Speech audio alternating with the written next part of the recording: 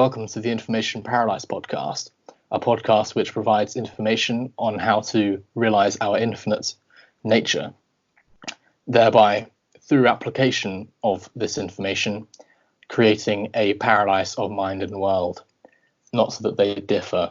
So welcome, Tarun, to the channel again.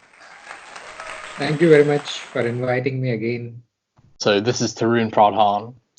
I have known him for about 2 months, and he's got some great info up in there, or wherever information lies, great knowledge, and also has a blog, a Q&A app, a podcast, and also holds free Skype meetings every Sunday. Pretty cool. All the details can be found in the description. Now, this episode, we're talking all about death, a topic which, from the materialist paradigm, is a source of gloom. I hope that you'll use the information in this video. You will apply it to, like I say in the beginning, create a paradise of mind where there's no fear of death. So what does death mean from the materialist paradigm? The belief that mind and matter is what reality is made of. From the material point of view, and death is the end of all experience. And from the idealist point of view, death is just another experience. That is the short answer. I felt nervous because I, the ego, was not looking forward to having its illusion of death revealed. My nervousness comes from the topic, because death is all of my fear. All of my fear comes from death. I've believed it all my life. But then, what is this my? What does the my refer to? And that's the crux of non-duality, isn't it? It is the thing that is least analysed, what is referred to when we say I. Hopefully we can clear these confusions and we can get rid of the death itself today. In this, oh my God. Conversation proceeds, you will get rid of the death forever. So the materialistic paradigm, the paradigm which we were all brainwashed into, pretty much, that's it. Basically, it gives us this fear of experience ending. Why is that? It is very simple. Actually, the materialistic view is simplistic. Like they see that which can be seen by the five senses, and that which cannot be seen by the five senses is dismissed, is ignored as not existing. So the body can be seen by five senses, the mind cannot be seen by five senses, so the mind is dismissed. And that is the reason of assuming that destruction of the body is end of all the experience. That is the only reason. It is an ignorance. It is, and the humans collectively ignore that which is non-material. Yes. Somehow it is not seen as important for survival. What is important for survival? Where do I get the food? Where do I get my tools? Whom should I mate with? How to rule others? How to kill others? How to make weapons? These things, how to deceive others and so on. These things are more important for survival. What is the nature of the mind is not really important. What is reality? It is not important for survival. So a materialistic view is limited to survival, and it is based on survival tendencies of this body mind. That is all there is. It is very, very simplistic, and very limited, almost childish view.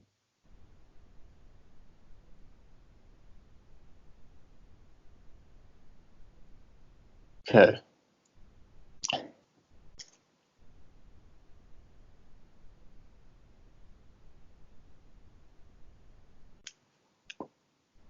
What are some defense mechanisms from the ego that are common? Well, from the point of view of the ego, there is no death. The ego has already assumed that it is immortal. And the egoic life, if you look at it, is just about everyday survival. It does not even want to think about death. And as soon as somebody dies, the ego is the first thing that gets frightened, like it freaks out. And then it avoids even the mention of death. That is why people do not want to talk about death, do not want to study it, and are afraid of it. And whatever garbage they are served, they were served, including the stories from books and stories from Hollywood movies. The ego likes to believe that. So ego has no intelligence at all. The ego is the lower layer of the mind. The ego has no knowledge of death. There is a little bit of knowledge of death in the other layer of the mind, which is intellect, but it is kind of indoctrinated. Our intellect has been conditioned to think in a specific way about death and then forget about it. Okay. I'm finding that it is an emotional topic, I don't think so. It is not emotional at all. I suppose it's just an opinion. Yeah. The most common question that people have about death is what happens when we die. But an important part of that question is overlooked. The meaning of the word we. Dun, dun. Okay, we, which is a group variation of the word I. So, Tarun and Pradhaan, what does I mean? Well, in the context of death, the I means the body. That is what people are asking. When the body is no more, where am I? Because for all of their lives, they have assumed the I as the body. And the obvious question then comes, what will happen to me when I die? And it is very easy. If you are the body, then the body is destroyed. The body is gone. So let me first define death properly. Death can be defined as total destruction of the body. The body, which is made up of food, or you can say made up of elements, physical matter, is dissolved back into the earth. It becomes dirt. It becomes smoke and fire and simpler substances which were accumulated in this body. The body is an accumulation of elements, of different substances, organic matter. It is a pile of organic matter. And then after death is an event where this matter which was accumulated goes back into the environment.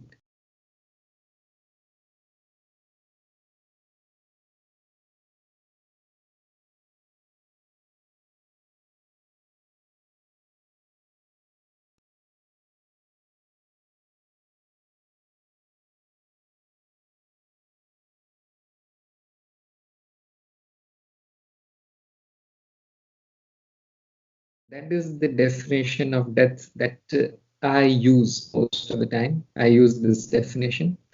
There is no other death.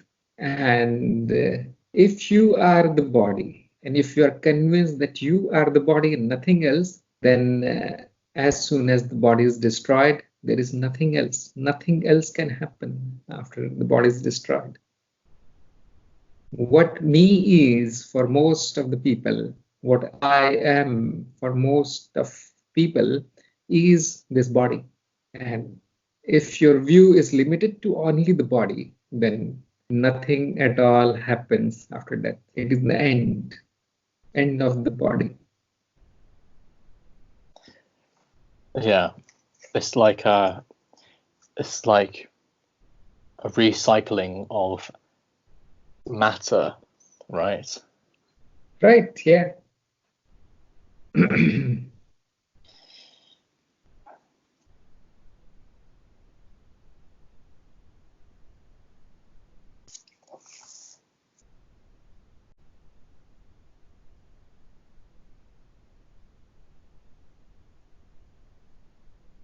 Damn.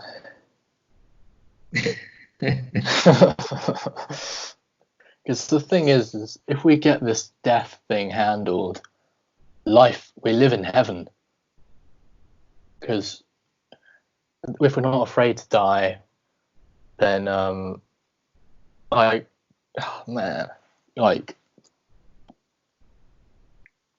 Because if that's true, that's if like what? This is the indoctrination of I am an example of the and I want to help all the other Westerners and all these people, millions and billions of people who are afraid to do what they want to do because of. But yeah, but it takes me first. But then what do I mean by me? I suppose so. There's the body, but there's also the mind. What I don't understand is how an ego is attached to a body. But this kind of implies that there are two, mind and matter. So where am I going wrong there? No, it is correct. It is correct. The ego is not the body. The ego is a set of programs that drive the body. You can say that the body is the hardware, like a robot, and the ego is the software that drives the body. So yes, there is a difference between body and the ego. So still being in this framework of materialism, you can say that it is software, and the ego disappears totally, completely when the hardware is destroyed, because where are these programs? They are in your brain. You're born with the ego, actually.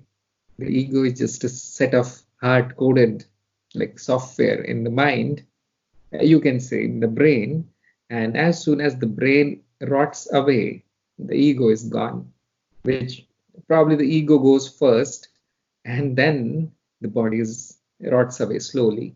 The ego goes instantly. As soon as the brain flatlines, the software stops running. There is no need of it now. The body rots away. So what is afraid of the death? It is the ego, not the body. Not the body. If you look at children like infants, they do not even know the meaning of death. They are not afraid of anything. As soon as the ego grows up, like the software starts working in the infant, people condition that mind with a fear. Because people are afraid of dying, then this conditioning, this fear is passed on to the child. Otherwise, initially, there is no fear in there. It is like any other animal. The animals, they are afraid of being attacked. They do not have they have a very rudimentary sense of death. If only the higher animals know a little bit about death. And the lower animals, they do not know anything about death. What is the fear? The fear is of being attacked, being in pain, and so on. That is the fear that is programmed in by the nature, and that is enforced by the society. So it is the ego that has fear, not anything else. Because logically, if you see, when the ego is gone, when the body is gone, who is there to experience the fear? Nobody. From the materialistic, still staying in the materialistic paradigm, there also you will find that logically it is like a very stupid conclusion that I'm afraid of death. Because if there is no I, who is going to be afraid of the state of death? Who is going to experience the fear that, oh, I'm dead now? So it is a fear of uh, pain most of the time, because we see that when other people die, they are kind of, no, it is horrible, it is painful sometimes. If people die from disease, if they die in accidents, it is totally horrible. What that does to the ego is, it adds a conditioning on the ego that death is bad, death is painful, that is horrible. Plus, there's one more dimension to this ego. That ego is fond of collecting stuff. Like it collects objects, it collects money, it collects gold, it collects property. It even collects the relations. The relations are mostly relations of the ego only. It gets something from the people. So when it sees that everything is left when the person dies, when the body dies, it becomes afraid of losing everything that is it has collected. That gives another kind of anxiety and fear. That is another layer of fear on top of ego. So, from the materialistic point of view, this fear of death makes no sense, and there is no ego that remains. That which is afraid does not remain. It is only just some code in the brain, this working of the brain. There is nothing to be afraid of. There's nobody remains to witness the death from the materialistic point of view. Oh man, like damn. The reason why I wanted to know what death means from the materialist paradigm, the dualistic paradigm, is so that we can contrast it with the non-dual paradigm. So, what does death mean in the non-dualistic paradigm? It means exactly the same, just like I defined. Death is a destruction of the body, destruction of the ego. It means exactly the same, actually, in the non-dual paradigm or non-dual point of view also. There is no difference. Death is the destruction of the body. It is very, very simple. Yeah. Oh man. Although there is no such thing as my death. Okay. Yeah, I think That that's is a tiny difference. From the materialistic point of view, the death is owned. Like it is called my death. It yeah. is I who is afraid of death, fully knowing that there won't be any I to see the death. And the non-dual point of view says the same thing. Yes, it is total destruction of the body, and it is destruction of the ego, the software that runs the body, but it is not mine, because the me does not exist in non-dual point of view. There is no me. There is just death, which is not mine.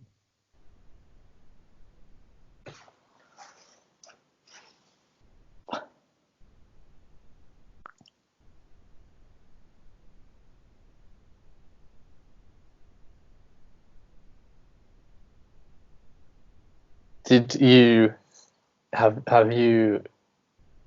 go from not, or did you go from fearing death to not fearing death in your life?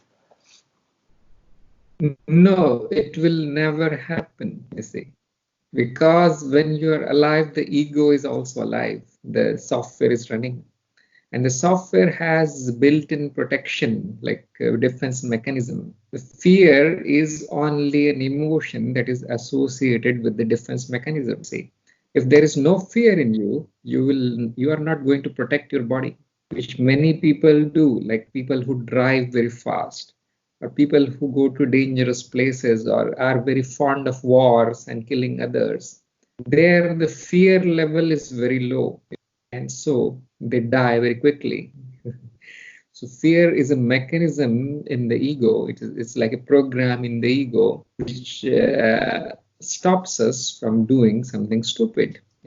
Stops the body from entering into risky places, doing risky actions. So the fear is not going to go away.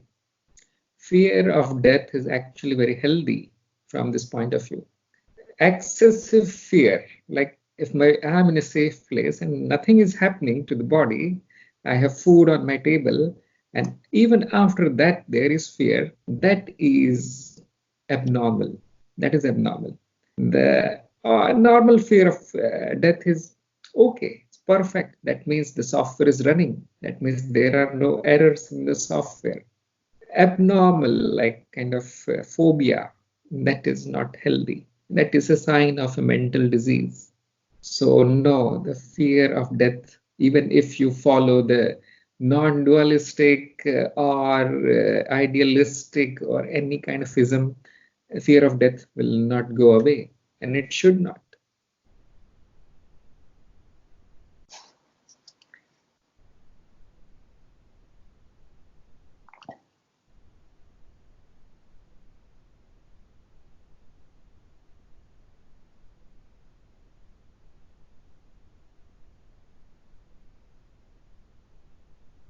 Okay.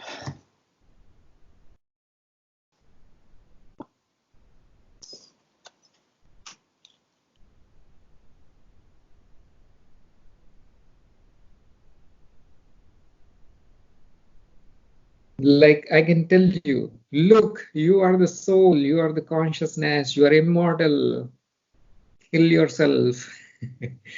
That is stupid. That is not wise. Do not destroy this body and call it knowledge. That is the highest kind of stupidity. Fear of death will not go away. What will go away? Ignorance of death. That is all the non-dual path will say, a guarantee. The fear won't go away, the death won't go away, the body will still die. The pain associated with the death won't go away. You will live a healthy life. Even the phobia, if there is a phobia regarding death, it won't go away. What will go away is the ignorance of death. The rest is optional, actually. Changing the ego and the software of the mind, that is an optional thing in non-duality. What does what does not having ignorance around death look like? What does knowing death look like? When you know the life, you will know the death. There is no other way. You need to know what is life, then you will know the death. Do you know what is life? If you know what is life, you know how it looks like. Okay, yeah. Because I remember having like a whiff of an insight earlier on where nothing, literally, this is death, this is the afterlife,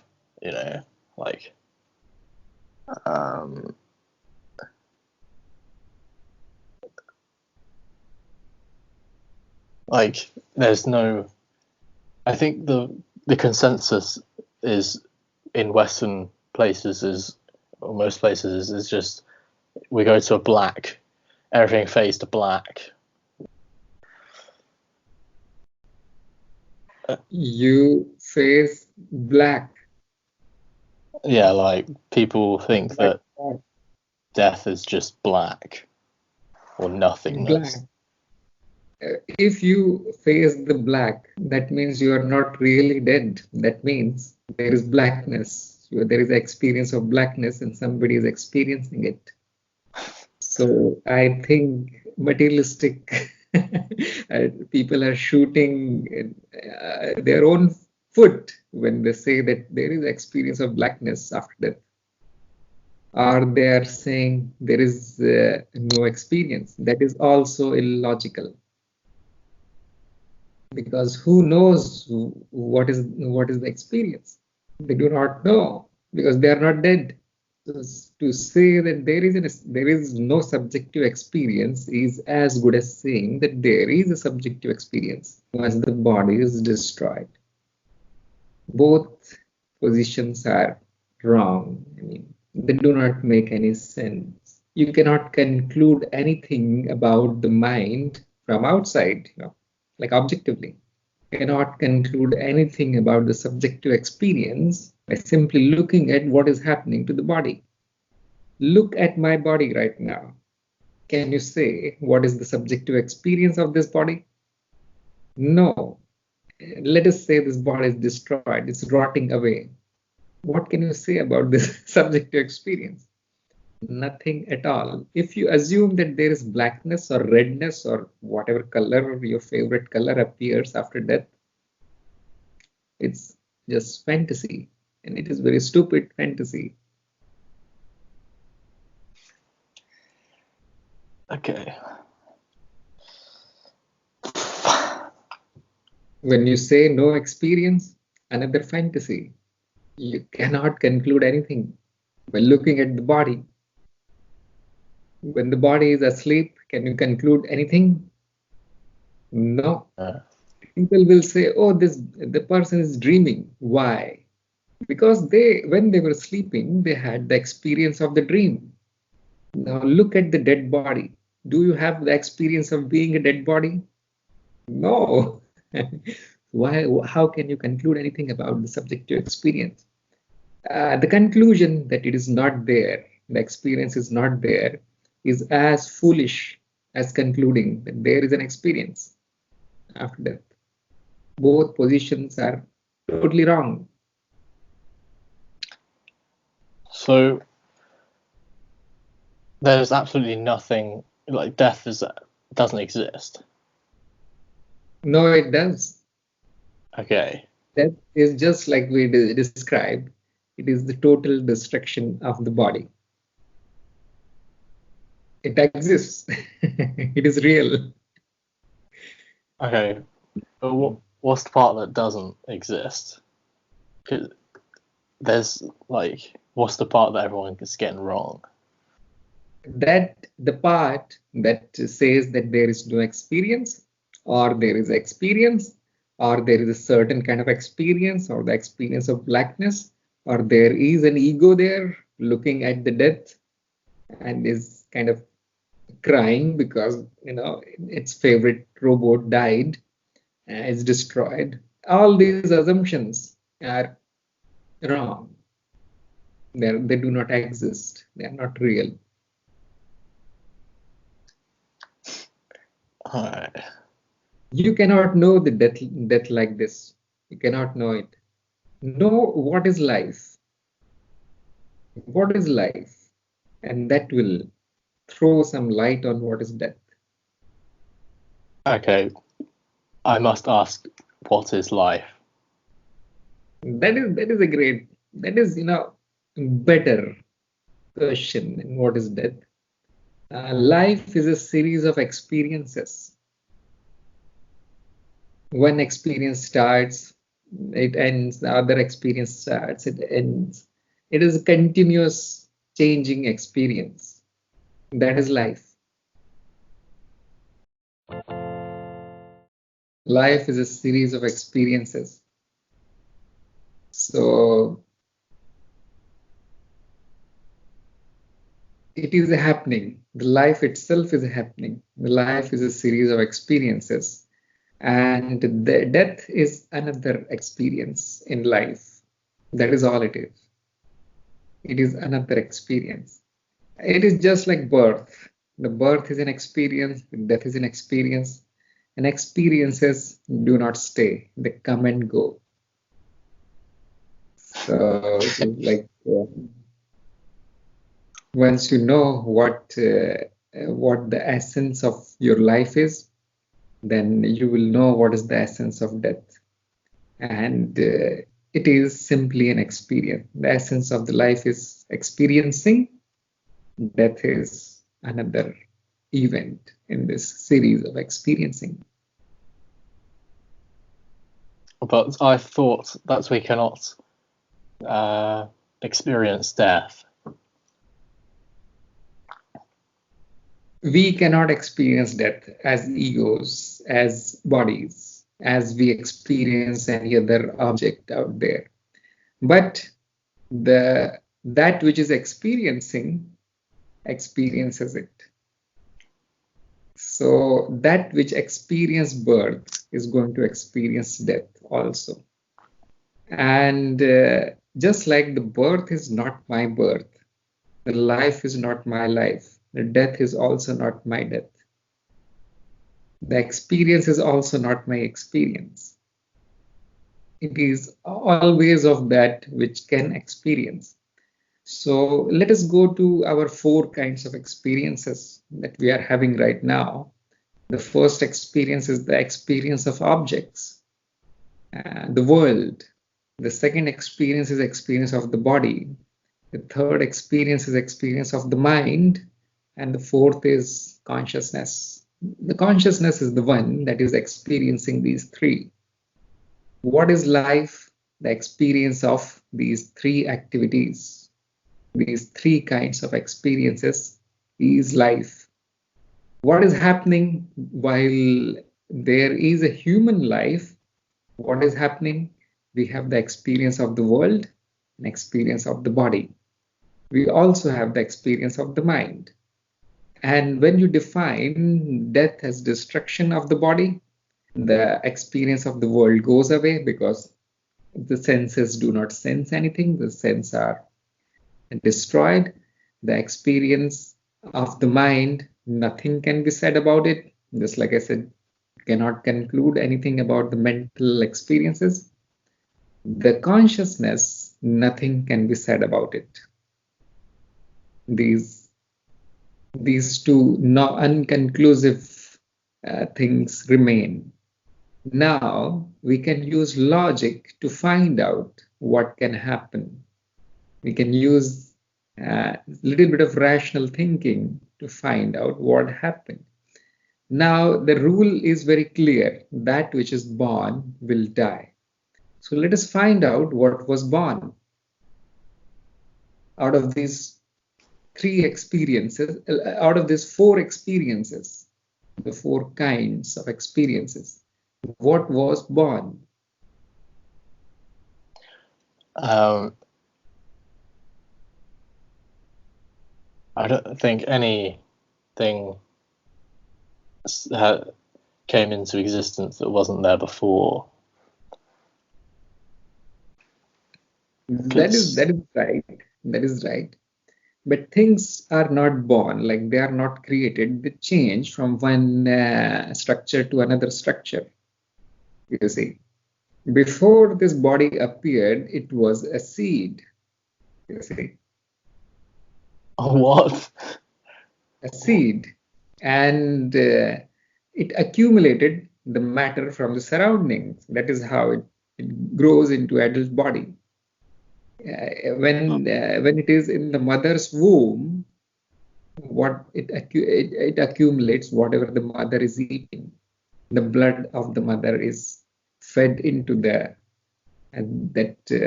infant or the fetus, and the fetus grows. So look at this from your point of view, which you have said that nothing is created. Actually, everything changes form. So let's remain in the materialistic, viewpoint. It is very interesting, actually. So what happened, what was born was actually a structure, not The body was created out of the surrounding matter. And obviously, when the structure is created, the structure lives for a while, it changes, and then it dissolves back into from where it came. That is what is happening to the structure. That is what is happening to the body. Now, that does not explain everything, isn't it? That does not explain the ego. It does not explain the fear. Because why should there be an ego? Why should there be a fear if it is just a material process? If it is just accumulation of matter and then distribution of matter, it should not complain. It should not struggle to stay alive because just an accumulation. That is what you can call life from the materialistic point of view. But that does not explain it. So you will find that from as far as the body is concerned, only the matter was accumulated in a structure that was born. And since it was born, it will be destroyed at death. Now look at the mind.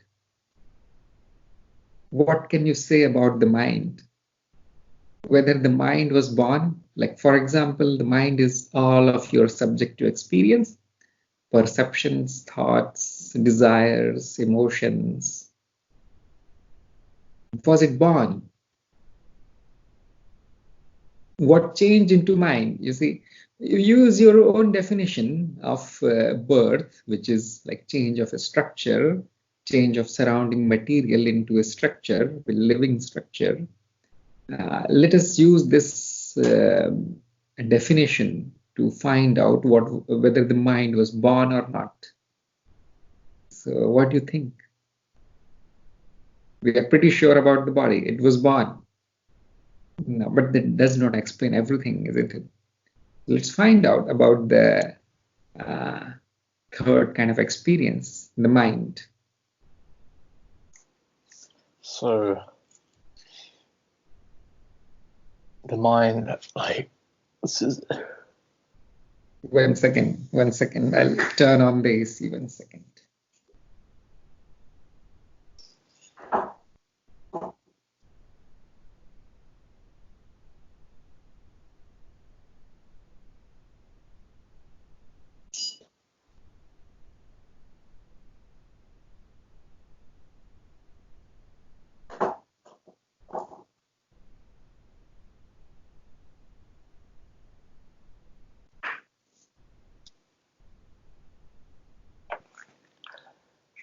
So I'm not really sure when.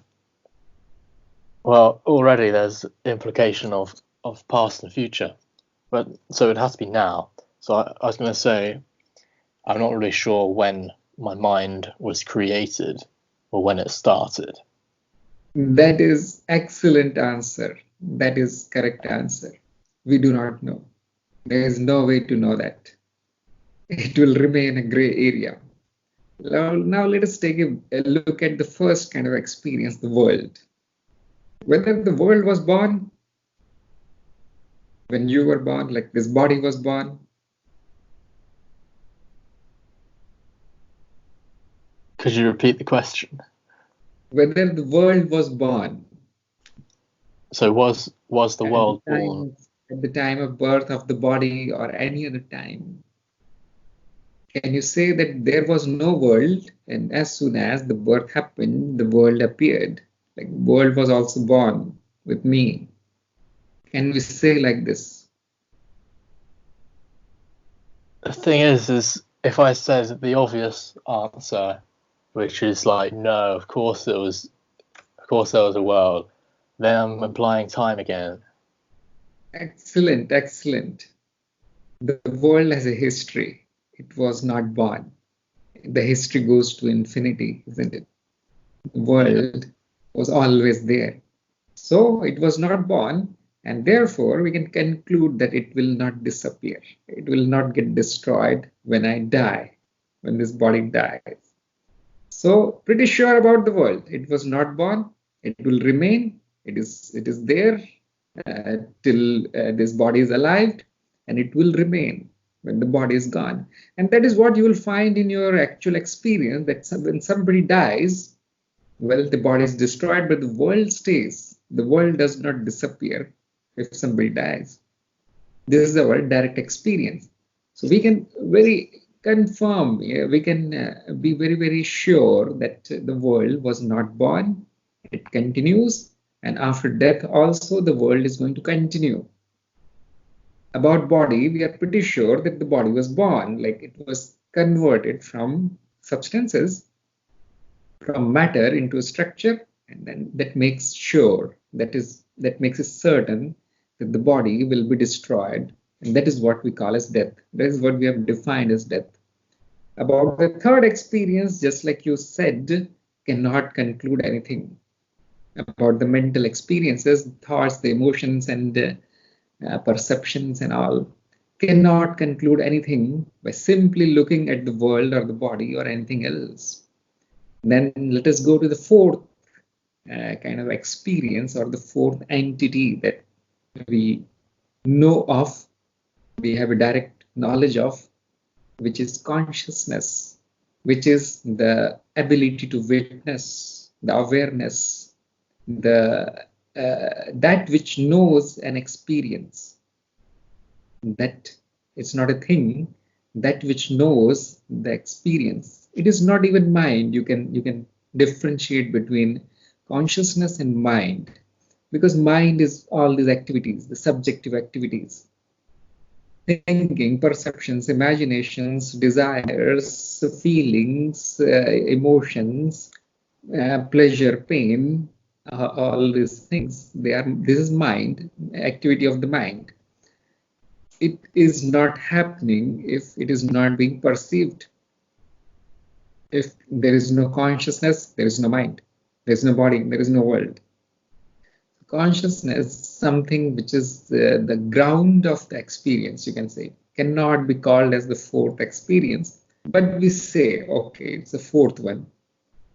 So what can we conclude about the consciousness and death and birth?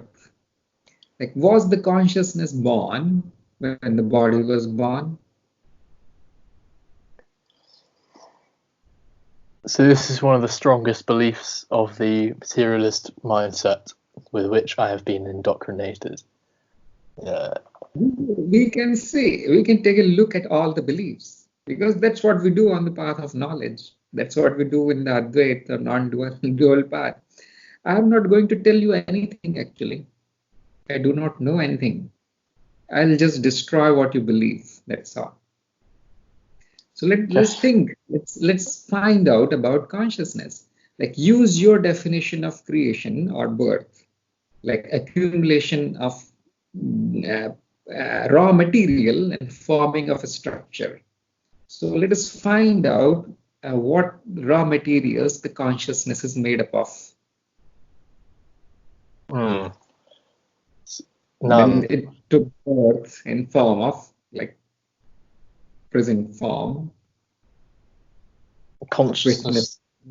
Witnessing something. If we said that consciousness was created out of like objects or whatever, like, it just doesn't make sense. It does not, and it should not, because that is not our direct experience. You can conduct experiments, like try to create consciousness from matter and all. And if you can, then probably we'll have the proof that yes, it is born at the time when the infant is born. But right now, in this current situation, there is no evidence of that. And when you take a look at the consciousness, it has no parts. It does not come in this part, that part, and then we assemble together. Oh, boom, there is consciousness. No. So it is like formless. It is not even an entity. It is a presence. It is a kind of timeless presence that has no dimension, that has no form, no color, no shape. It is not even an experience. that you can put together using other experiences, because it is that which witnesses the experiences. So from the materialistic point of view, the consciousness does not exist because it is, cannot be explained, so it is ignored. From non-dual point of view, only the consciousness exists. That is major difference, isn't it? Everything else is same, actually. Everything else is mostly the same. So cannot conclude anything about consciousness. And so we cannot conclude anything about disappearance of consciousness at death also, because we are unable to conclude anything about the birth of consciousness, like how it was assembled, like how it was put together using the material stuff that is not known. And so saying anything about consciousness when the material dissipates, like it's gone, it rots away, nothing can be said about consciousness also. So we have two unknowns here. And the mind, it's in your grasp little bit. You see the mental activity is related to the body, at least the lower layers of the mind, and the egoic part is related to the body. Just like I said, it's the software of the body. It runs in the brain and nervous system and various organs, muscles, bones of the body.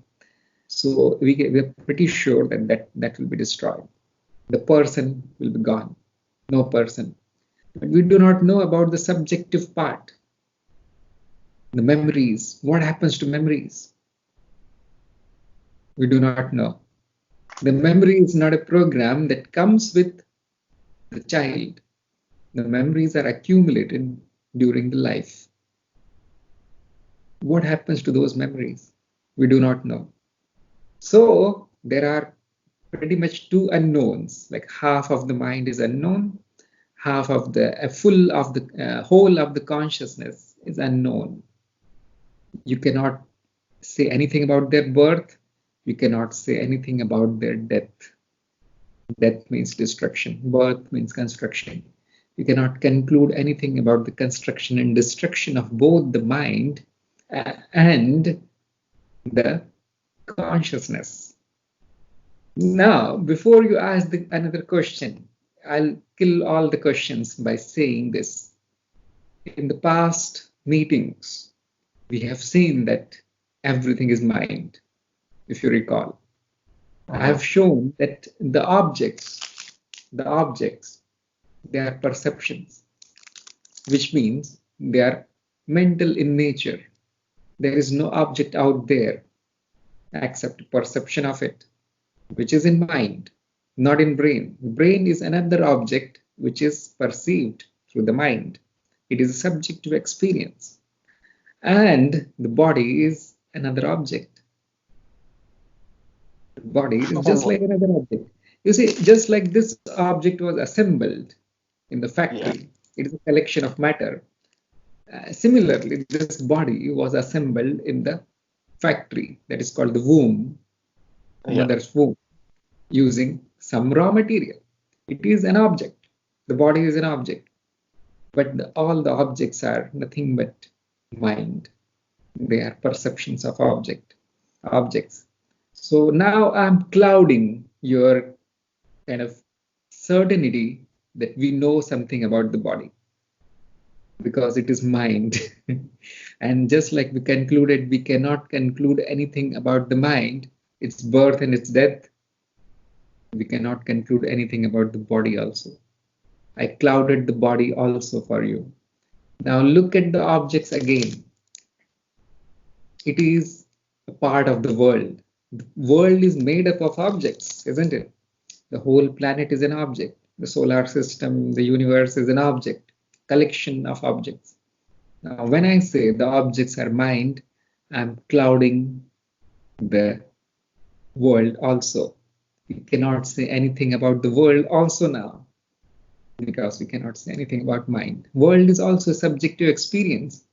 And so we cannot say anything about the existence of the world when this one event happens in the world, which is disassembly of one object. which is body. So now you are in total ignorance. You do not know what happens to consciousness, pretty sure. You do not know what happens to the mind, very sure. Now, because the body and the objects are reduced to mind, you do not know what happens to them. Tell me, you are dead, there is no experience. What can you say about the body, whether it is rotting or not? Whether it is getting destroyed or not, whether somebody burnt it or not. Can you say it from the first person perspective? Without experience of it, did you say? Oh, yeah. Can you experience this thing? Can you experience the rotting away of the body? Can you experience the burning away of the body? I didn't catch the first part of your question. Like from the first person perspective, like you are witnessing something, okay. When the death happens, can you witness the destruction of the body? No. No. So I'll be dead, So, right? no, you cannot be certain of what happens to the body. So you see, the certainty that the body is destroyed is also destroyed. The certainty about the body, what happens to the body after death, is also now uncertain. There is no experience, remember, of after death, or you cannot say anything. That is the more accurate way of concluding it. That we cannot say anything about anything when you talk about death. And similarly, we cannot say anything about the body, mind, or world before birth. Like what happens after death is similar to asking what happens before birth. Same thing. You are certain when you are alive. When you are not alive, not in the world, cannot talk about the world, cannot talk about bodies, cannot talk about the minds and consciousness. So all your beliefs are just crap that is stuffed in your mind by other people. Because from your view, nothing is known. Nothing can be known. Like what did you know before you're born? Tell me. Don't know. Right? Just now we said that the body is an accumulation of matter that happens in the womb. Did you know this before birth? I don't know. No. It's kind of meaningless statement, isn't it? That I know what happened before birth. I was assembled in the body. No, you don't know. You see, there was no you to see it. There is no direct experience of it. After that, same thing. There is no direct experience of what happens to the body or to the world. So we are left with total darkness here. There is nothing can be said about anything. So drop all your beliefs. There is no need to believe one thing or other. No need to believe that. It is not your experience. So you don't need to believe it. Know what is life. Life is a series of experiences. Are you sure that there is an experience? I mean, I'm pretty sure that there is an experience here. Yeah. Are you sure that there is something which is experiencing and there is consciousness of it? Because what is experience? The experience is nothing but consciousness of experience, isn't it? Yeah. There cannot be an experience if you're not conscious of it. It's not possible. All there is a consciousness, and things are appearing in the consciousness. That is life. That is all there is. It is life. There is no body, there is no mind, there is no world. This appearance is life. And death is an event in this appearance. Birth is also an event in this appearance. Just like everything appears and disappears, The body appears and disappears. The world appears and disappears. This is life. So what is death then? Part of life. Appearance and disappearance of experiences. What is birth then? Part of life. Again, something appeared, something disappeared. That's why I said, when you know life, you will know what is birth and you will know what is death. It is very, very simple actually. It's very simple. Experience, changing experience. That is all it is. That's why I said in the beginning, death is another experience. What can you conclude about these experiences? Nothing at all. You cannot conclude anything about anything actually. When an object is assembled, you do not know from where the object came. There is no causal chain there. When the object is disassembled, like it is destroyed, you do not know where it went. The object did not actually exist in between also. You cannot conclude about these things, you see. What are you sure of? That there is a passing experience. You are very, very sure of that. What happens before that? What happens after that? You are not sure. Let me clear this, you see. Object. When you look at this object, can you tell what was it? What was it before it appeared? No.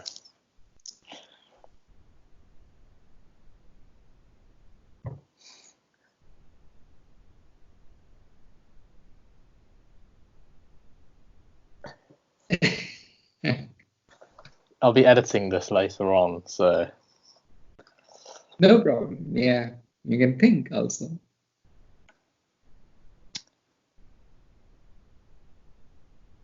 The past videos I've listened to them about, thousands of times. So yeah, I never realized how much I don't know about this topic, man. I suppose I'll avoid it. That is a good start. I don't know is a good start. If you start with I know everything, just like materialistic people say, you will reach nowhere. Drop the ignorance. Say I don't know. Knowing is ignorance, isn't it? Not knowing is knowledge.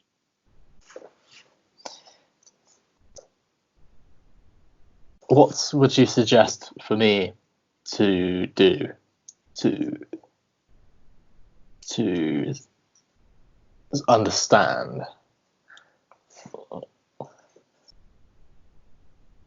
Death. So till now, you have understood a few things. Probably, pretty much, it's clear. You have understood that and the current beliefs about death and birth, they are totally garbage. We don't know. This is a big understanding. This is going to free your mind, because now you are ready to actually know. Because I don't know is the proper stage towards knowing, isn't it? When you know everything, when the cup is already full, you cannot do much. You cannot know things like birth and death and life. If you have already formed beliefs about them, drop the beliefs. And we drop the beliefs by questioning, just like we did right now. You question it and it will come out as nonsense. No, I don't know what this body is. I don't know from where it came. I don't know where it will go. I don't know what will be the mind, what will happen to the mind. I don't know what will happen to the consciousness or the world or anything. This is the proper place to be. Don't be certain of anything. So this is the good understanding, isn't it? It's a good realization that I was full of beliefs about stuff. Yeah. Their beliefs are gone. Now you're blank. Because everyone around me always, it's always been fear of death. So I've never even thought about it. So. Yes, the fear of death will resist analysis of death. Yeah. There is a protection mechanism in the mind. Whenever the word death comes up, it does not want to think about it, or it will cling to whatever beliefs it has, the beliefs that were stuffed in the mind by parents, religions, all knowers, scientists, and who knows what. I even They have are beliefs. all ignorant people. Why would you trust ignorant people? Mm-hmm. The only thing that you are sure of is that there is an experience going on, and there is an experiencer here, there is a consciousness here, and it is witnessing something. You cannot say anything else.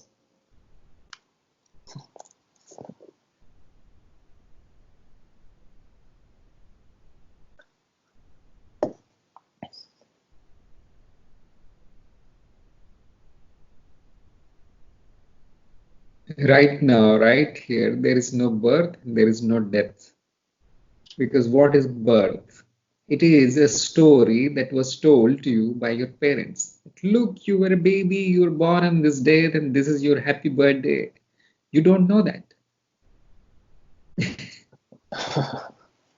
you as a person did not even exist when the thing was born, when the seed was assembled into a robot. You were not there. You do not remember. If you do not remember, why do you believe the story? On what grounds can we believe that I was born? And similarly, when you see the dead people, oh, if somebody tells you, oh, you are also going to end up like this, you will be dead. Be afraid, be very, very afraid. Why should I believe all this crap? I never experienced this. I do not even remember dying. Why should I believe all these things?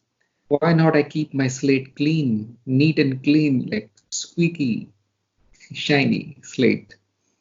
What is wrong with not knowing?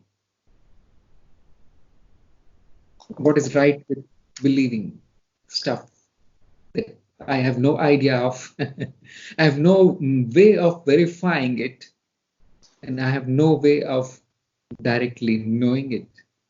What is the use of such belief system? How is it going to improve your life, which is kind of short, isn't it? And illusory and meaningless, and achieve nothing, because whatever you do in your life, like accumulation of stuff and formation of relations or ego bloating things, they're all destroyed. So what are you? I mean, why do you think this life is meaningful? If you have the belief in birth and death, the belief in whole of your life should be dropped. If you drop the belief in birth and death, it is kind of meaningless existence. So why are you worried that the death is causing meaninglessness for my life? Your birth is also meaningless. It does not add anything to anything. What meaning did it give to anything at all when this body was assembled? Nothing at all, you see. It is another experience that comes and goes. Why assign so much meaning to this thing, this tiny experience that is almost going now, gone as we speak? The body is dying every second, actually. All parts of the body are getting recycled back into the environment. The death is happening right now. If you think that death is one-time occurrence, no. Every day the body disappears. New body is formed and new body is assembled from the environment, because you're eating, you're breathing, and so on. And what happens to the old body? Gone into the environment. So the accumulation is like birth. The disappearance of the matter from the body is like death. The death and birth, they are happening every second. What are you afraid of? I don't know, man. Yeah, the death is happening right now. It is as meaningless and unnecessary as the birth. It is a passing experience. It has no meaning. The life itself has no meaning. What you call life is partly death. That's why I say, study the life first. Study the life. You will know things about death. Look what was born. Look what is going to go. Isn't that which is born already going? Isn't that baby that was born already destroyed? Where is that baby now? Yeah. And now you can project in future. Where will be this young man? And where will be that old man? And where will be that dead body? All impermanence, you see. Impermanence is the technical word. Uh, everything is impermanent. Not only the body, the whole world is impermanent. These objects that you see around us that you are busy accumulating, they were not there. They came into existence and now they're going, already rotting away. Everything is rotting away. And your attachment to these disappearing things is the cause of suffering. You are assigning meaning to what is. Your experiences is the cause of suffering, because then you are afraid of losing that meaning. It is already meaningless. What are you afraid of? So not only death is like depressing, the life itself is big depression. Taking birth is even bigger depression. It's sad thing. It's probably, if the death is okay, you see, nothing remains. You can say nothing is there to worry about after death. As soon as you're born, you have so many things to worry about now. You need to eat, you need to protect, you need to reproduce, you need to climb the social ladder, you need to run the rat race, you need to kill people, you need to kill animals to feed this thing, body. You do all kind of disgusting stuff. Excrete, breathe, inhale. There is a lot of trouble when you're born. Death, freedom, nothing to do. What are you thinking about? Why are you thinking positive about birth and negative about death? There's nothing positive, nothing negative. You can reverse it also, just like I did right now. You can reverse, you can view the death in positive light, and then you can view the birth as suffering. That is what any Buddhist monk is going to do. You see, when they are told meditate on birth and death, they do things like this. You see, they erase the slate first, like do not trust what others are saying. The society is like a pit of stupid people. You do not know anything. So clean that thing first and look at your experience, life, with a fresh look, like very, very clean eyes. You look at that and you will find that the birth and death is a regular affair. Everything is being born, everything is dying. This is also called impermanence. And so you will find that there is an attachment with a form that is being born and dying, which you call as myself, and this, which is this body. And that attachment is causing all the fear, all the ignorance, and all the suffering. And when this attachment is dropped, there is no birth, there is no death, there is no life, there is nothing, just a series of experiences which do not stay same. If it is already fleeting, what are you clinging to? If you cling, it will fleet, it will go away. If you leave it, it will go away. These attitudes are of no meaning. It is meaningless. no experience has any meaning because it was not there, and it is not here actually because it is changing every millisecond and it will be gone. What meaning are you trying to assign to the experiences? What is the meaning of life? It has no meaning. And when the birth has no meaning, death has no meaning. It's totally meaningless experience. It's totally meaningless event in series of all the meaningless events. This is very depressing.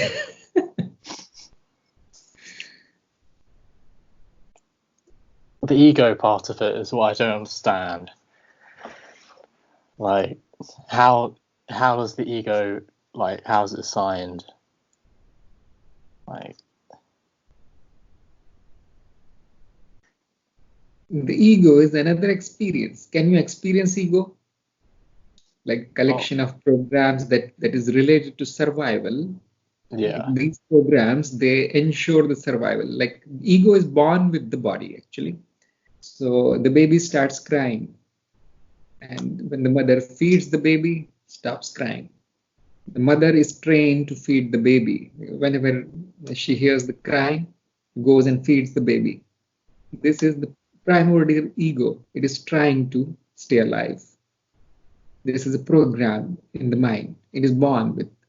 And other programs are also built in, like breathing, eating, excreting, so on, and avoiding danger. Like the baby hears a big sound, starts crying, looking for safety. So the ego is this set of programs, and it grows actually. It grows with the conditioning. You learn how to survive. You learn how to protect the body. You learn how to feed the body. You very quickly learn how to accumulate food, money, and gold and whatnot.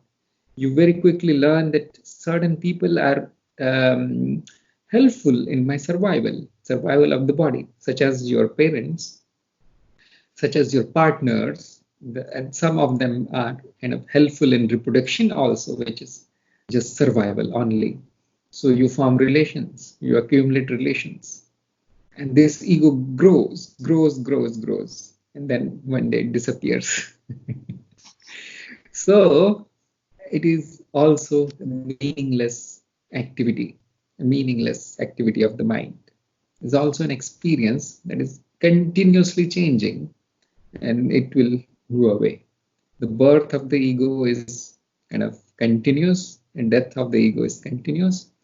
And as soon as there is no body, the role of the ego is over. Now it cannot do much. The body is dead. The ego disappears. These programs are no longer needed in the body. Most of the ego is encoded into the body, actually. The body is nothing, it is another layer of the mind. Because it is, everything is mind. The ego is also a lower layer of the mind. So you can understand it like this. Understand everything as an experience that comes and goes. And no experience is more important than other experience. One experience is not important compared to other experience. They are equally unimportant. Nothing has meaning here.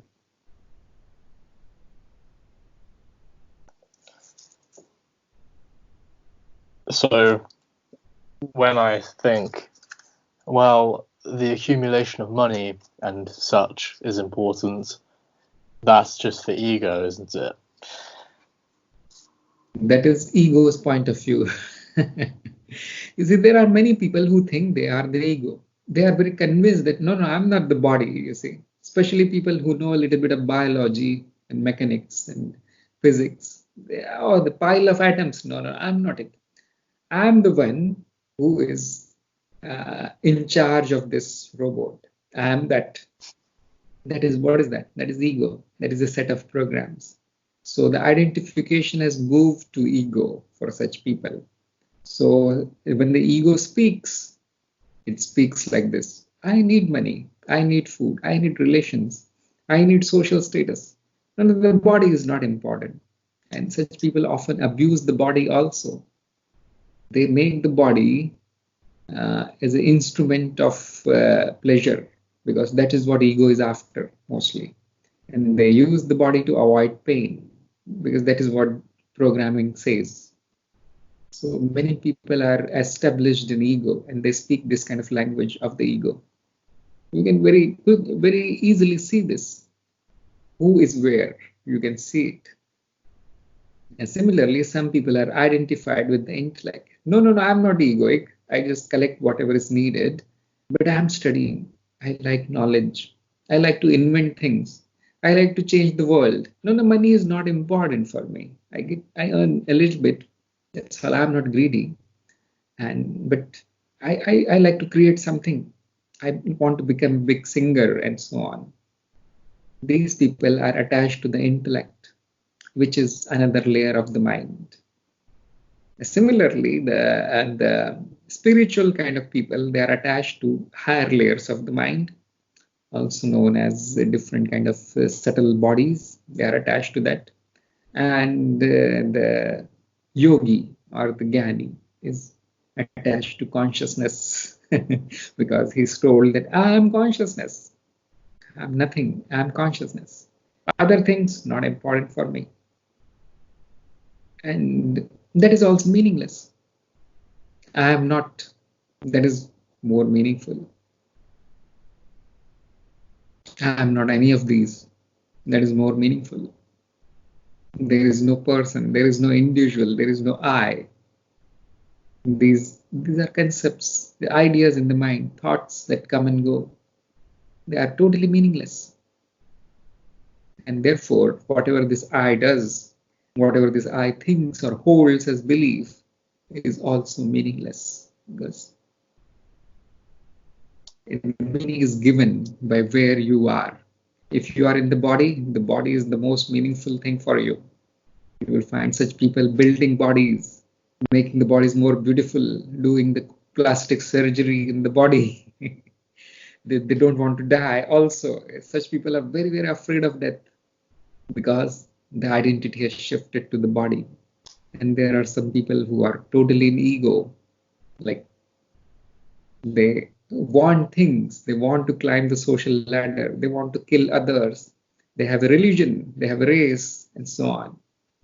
So their identification, their meaning to the life is assigned by the set of programs that we call as ego.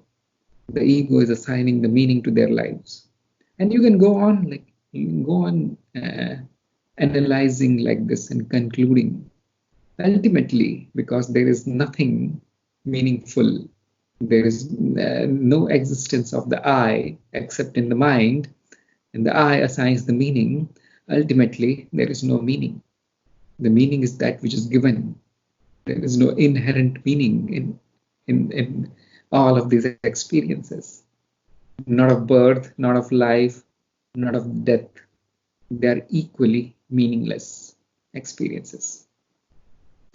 The meaning is a construct of the mind. If there is no meaning, what remains to be afraid of?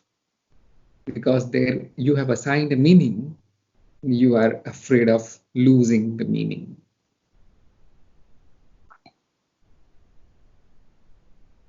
So, about the programs, what does that mean? What does a program mean? Like, what is a program? Program is another experience. It is another structure in the mind. Like the whole body is a program actually. It is constructed out of DNA. The DNA has programmed the form of the body, what the body will do, what organs will be in the body. The DNA is piece of code only. You see. So similarly, the ego is like information only that resides in memory.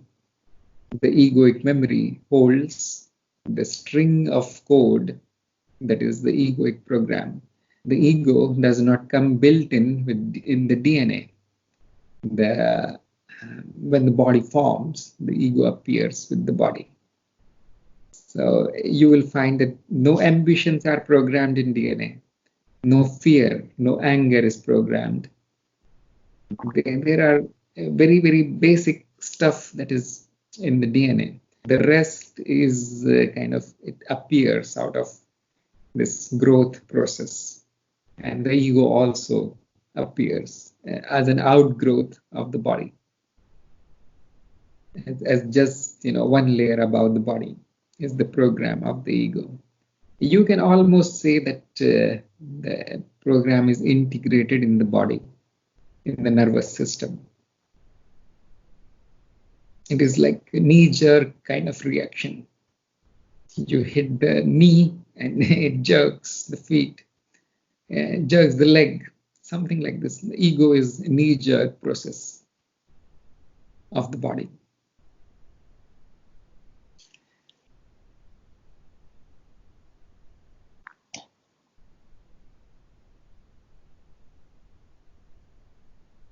Is the cure for constant egoic knee-jerk reactions to just become more aware of the ego more? Is that the cure? The ego won't go away if you become aware. The ego cannot be cured. Actually, if you turn off the ego, the body will die and the awareness will be gone. Oh, yes. Because it won't be like ego is necessary for survival. If you wipe out your software from your PC, it becomes a brick. It becomes dead. So do not try to do that. Do not try to kill the ego. You can become aware of the ego, which you already are. You just don't know that it is something like this. You just give it too much importance, that's all. Let it function. There's nothing wrong in the experience. What is wrong is believing that the experience is meaningful, or it should last forever, or it started somewhere, it should go in some direction. These are foolish, stupid thoughts. Now, what will happen to the experience when the body is gone? Who cares? Yeah. You don't know what will happen tomorrow also. Do you know what will happen tomorrow? No. You don't know. Somebody will say, oh, I know the sun will come up tomorrow. Well, that is a program in your mind. You have seen the sun coming every day, so you simply extrapolate it to the next day. There is no next day. There is no tomorrow. This existence has no future, just like it has no past. It is one timeless experience. The consciousness, which that existence is, that's all it is. We have seen it actually in the last meetings, that we saw that there is no time in consciousness. The time appears because of the memory, because you remember things. You wipe out the memory, no time, you see. The memory can be extrapolated because you have seen things happening. You can say, this happens every day, so will happen tomorrow also. There is a tomorrow. No, there is no tomorrow. It is just an idea in the mind. You do not know what is tomorrow. And you do not know what will happen tomorrow, simply because there is no tomorrow. So the experience arrives, and then the knowledge happens of the experience. You cannot say what will happen. And you think that you will know what will happen after death. Isn't that foolish? I mean, you do not know what will happen next second. Not possible to know. What thoughts are going to appear in your mind? You do not know. What emotions will appear? You do not know. What are you going to say? You do not know. You do not know right now. And similarly, you do not know what will happen to the body, to the world, to the society, which you think is kind of permanent. Nothing is permanent here. Nothing is permanent. And it is impossible to know what will happen to everything. It is almost doubly impossible to know what will happen after death. You cannot even know that there will be a death. You simply see other people dying. From your memory, you extrapolate, I'll die, I'll die. And you think that someday, very soon, I'm going to die. It can happen any day. That causes fear. That causes irrational actions of the mind. Like you want everything today because you do not know whether you will be alive tomorrow. That is why we see anxiety. That is why we see stress. That is the cause of suffering in this world. It is equally meaningless. The suffering is of no one. So it is not really there. And suffering is also mind created. So the suffering is also meaningless. Your happiness has no meaning. Your sadness is also meaningless.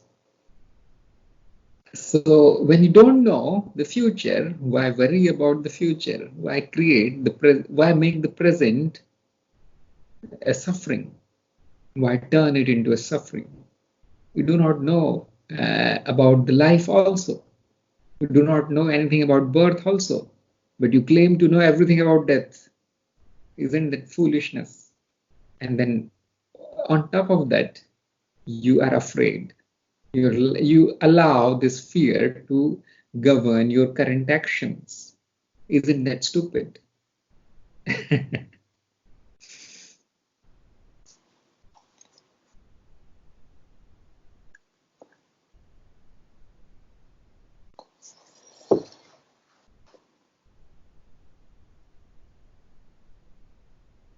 We have spoiled our lives because of death, because of this notion of death, because of our belief in death. Isn't that stupid? You cannot enjoy your life also now. All your actions are geared towards survival.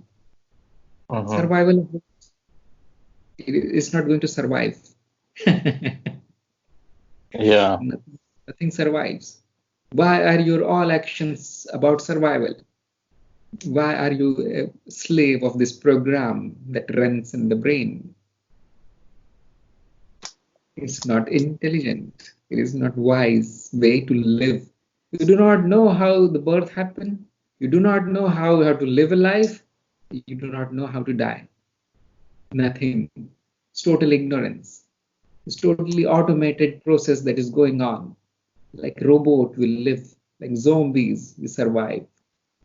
Afraid, angry, running after stuff which is impermanent, which is not going to stay. Trying to make this body immortal, which is like accumulation of organic matter.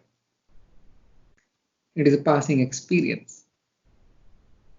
We never think about these things. And those who think about these things, we brand them as crazy. Because the ego cannot reach the level of intellect also, you see. It does not want to hear anything intelligent about death and survival and life. Because the program itself is stupid, like it's mechanical thing, it's doing its thing. It does not like to hear about anything. So if you preach egoic person, like where the ego is very dominant, or the body sense of being the body is dominant, they will ridicule you. And sometimes the ego gets so kind of triggered that it will kill you. Oh, you are attacking my beliefs. That means you are attacking me. You want me dead. Before you kill me, I'll kill you. This is the program in you. This is the program that is running. So you will see such people. You tell them that, look, whatever you believe is wrong, and they will not hesitate to cut your throat. This is the program. There is the zombification that has happened of humanity. Nobody knows anything. Yeah, that becoming apparent.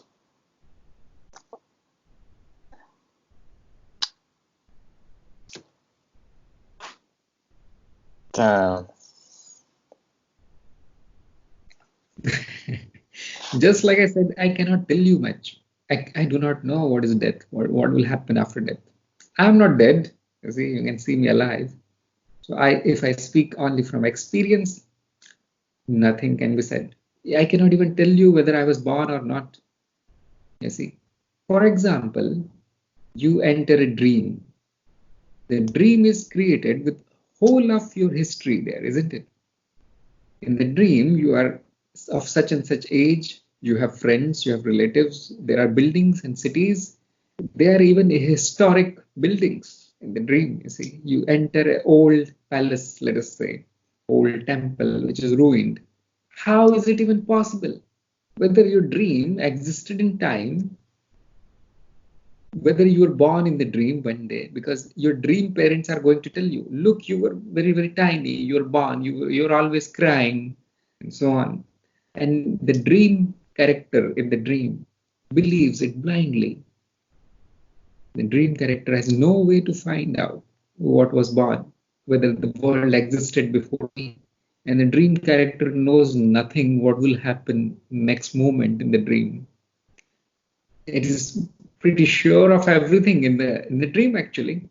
It knows what to do in the dream. Its program is governing the behavior of the dream character. When you wake up, you find that all of it was meaningless. The dream had no beginning, the dream had no story. All my actions in the dream, which you think are your action, but they're not your, they're the dream character's actions. They were totally meaningless. The character died. Probably many characters died in your dream. But once you wake up, nothing really died. Nothing really happened. It was a passing experience. You see, now you can get a clue about what is happening here. It is just like a dream. You do not know how you arrived here. You do not know where you will go from here. There is no scope of knowing anything here. Whatever you will know will be made up. It is all mind. Just like dreams are made up out of memories in the mind. This life is made up of memories in the universal mind.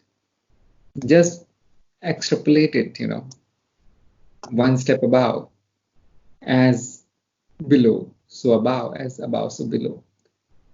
That is, now you can guess a little bit. Something is happening here. You don't know what is happening. It looks like a dream. Everything is changing. Everything is meaningless. You do not have a purpose here. You do not have an aim here. All is beliefs, like blind beliefs, blindly believed by whatever the dream characters have told you. You think there was a history. No, we never experienced the history. Why believe it? You think there are people. What if they are just dream characters made up by you? You think the people are telling you truth. What is the guarantee that they know the truth?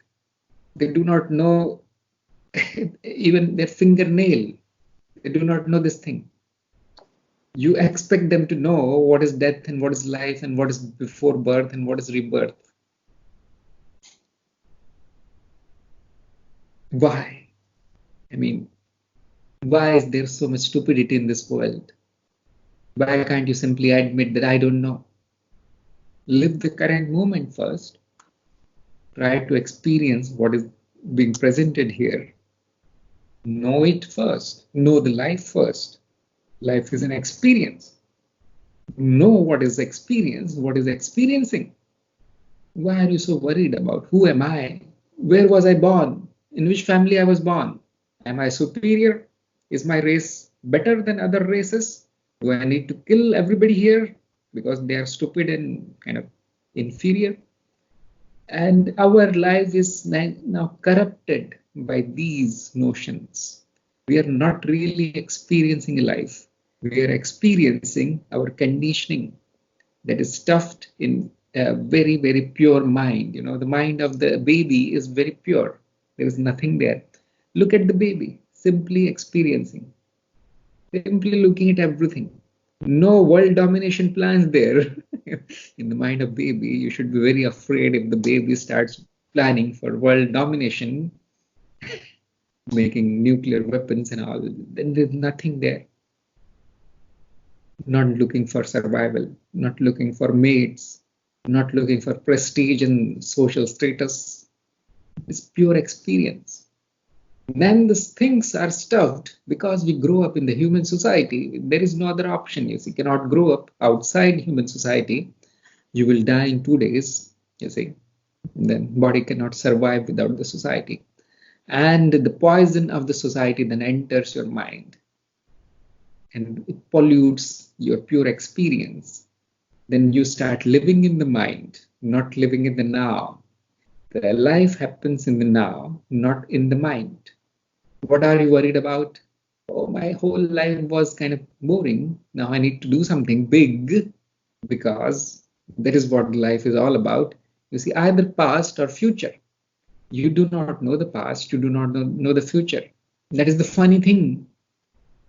You only know the now, and you miss the now. You do not want to live here. You do not want this experience, because the poison has kind of corrupted your intellect. The poison has dumbed down your intelligence.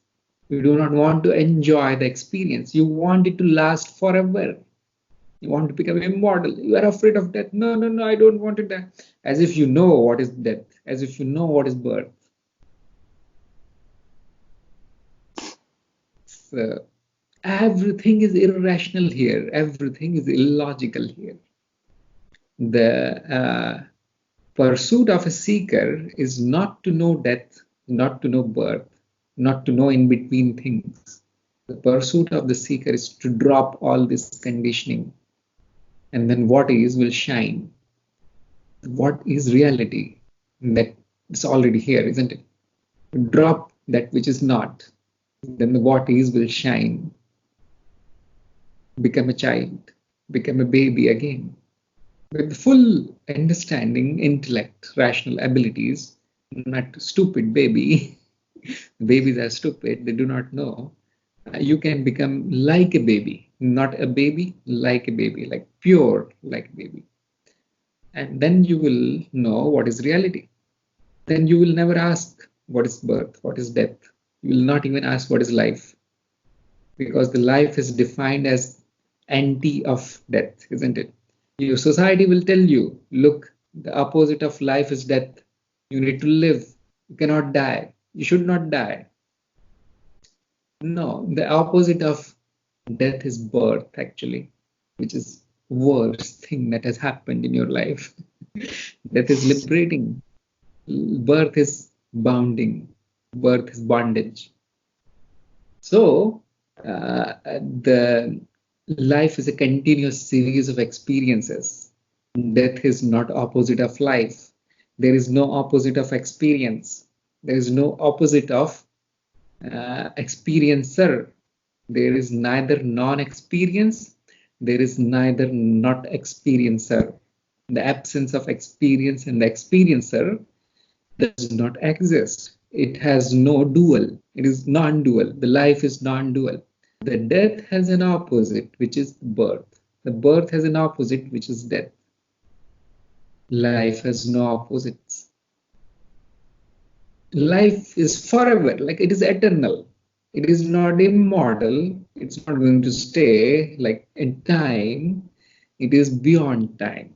That which is alive is beyond time.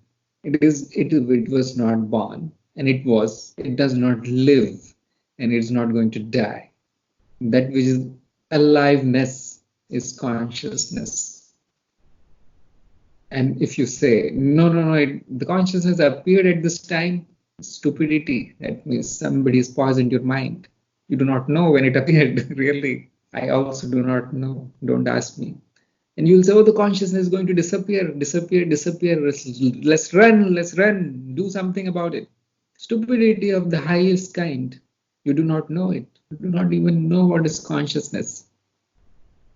So, the pursuit of a seeker is to drop these stupid beliefs, clean the poison from your mind.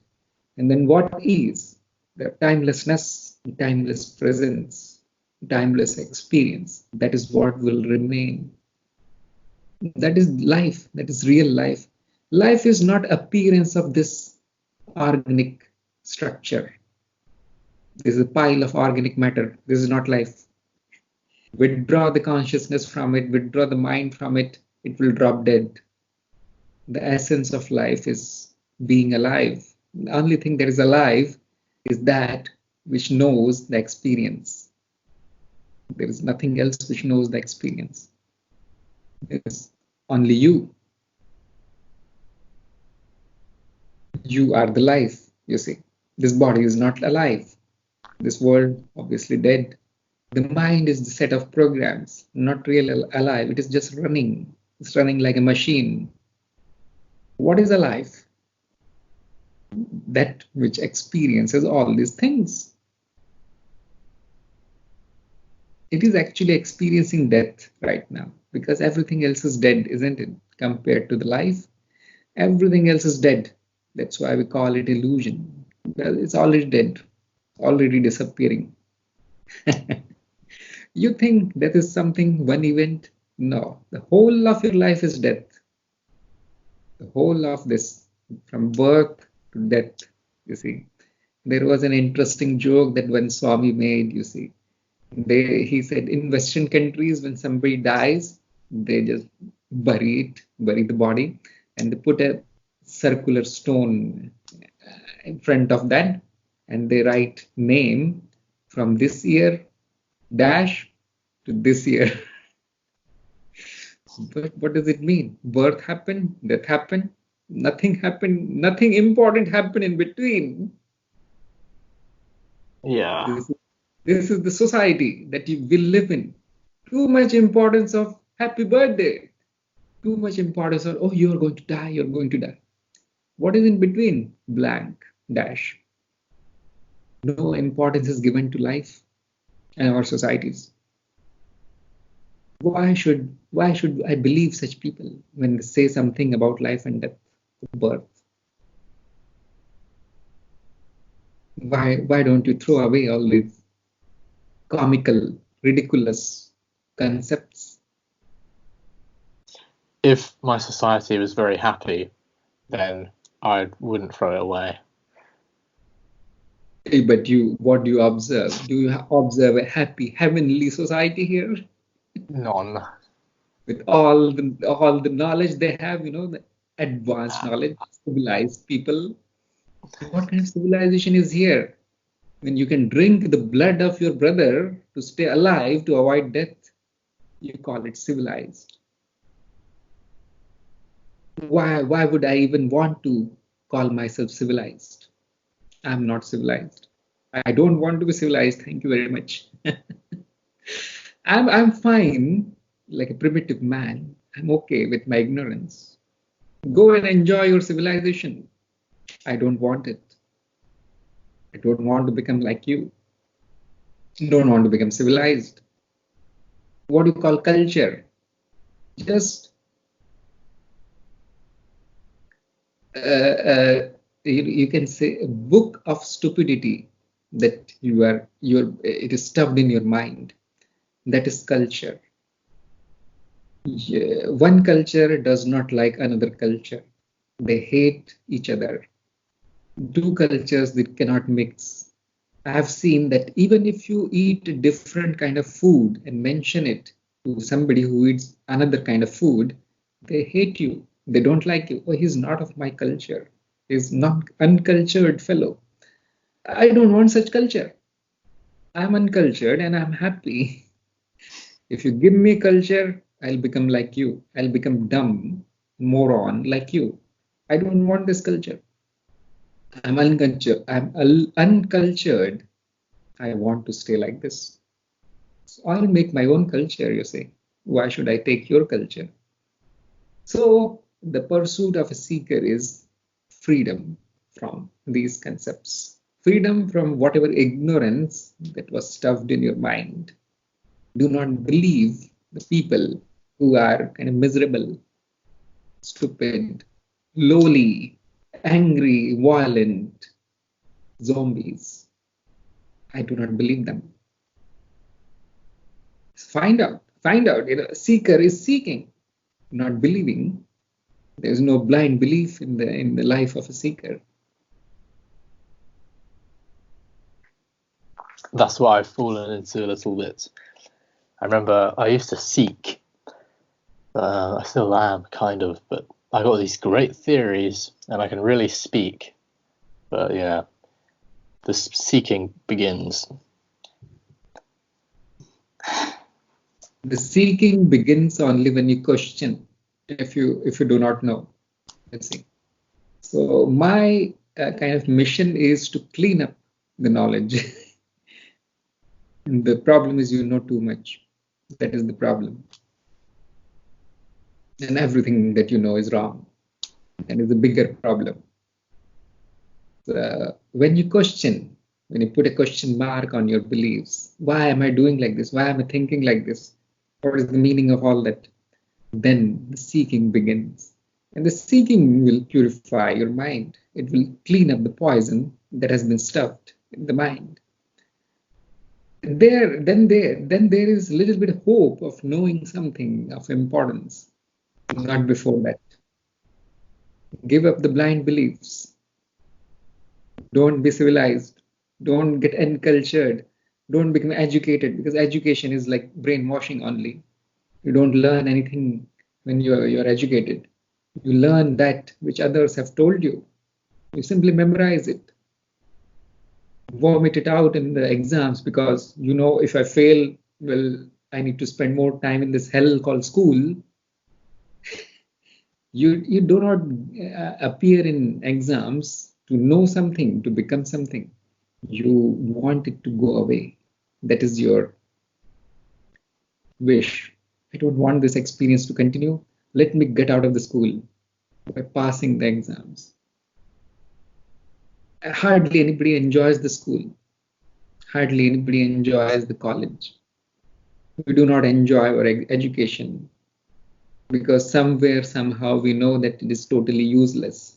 Why do I need to know 15 languages? Why do I need to know, calculus and all? And why do I need to know which king killed how many people?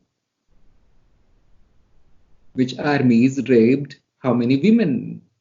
And which ruler enslaved how many children? Why are they teaching me all these things?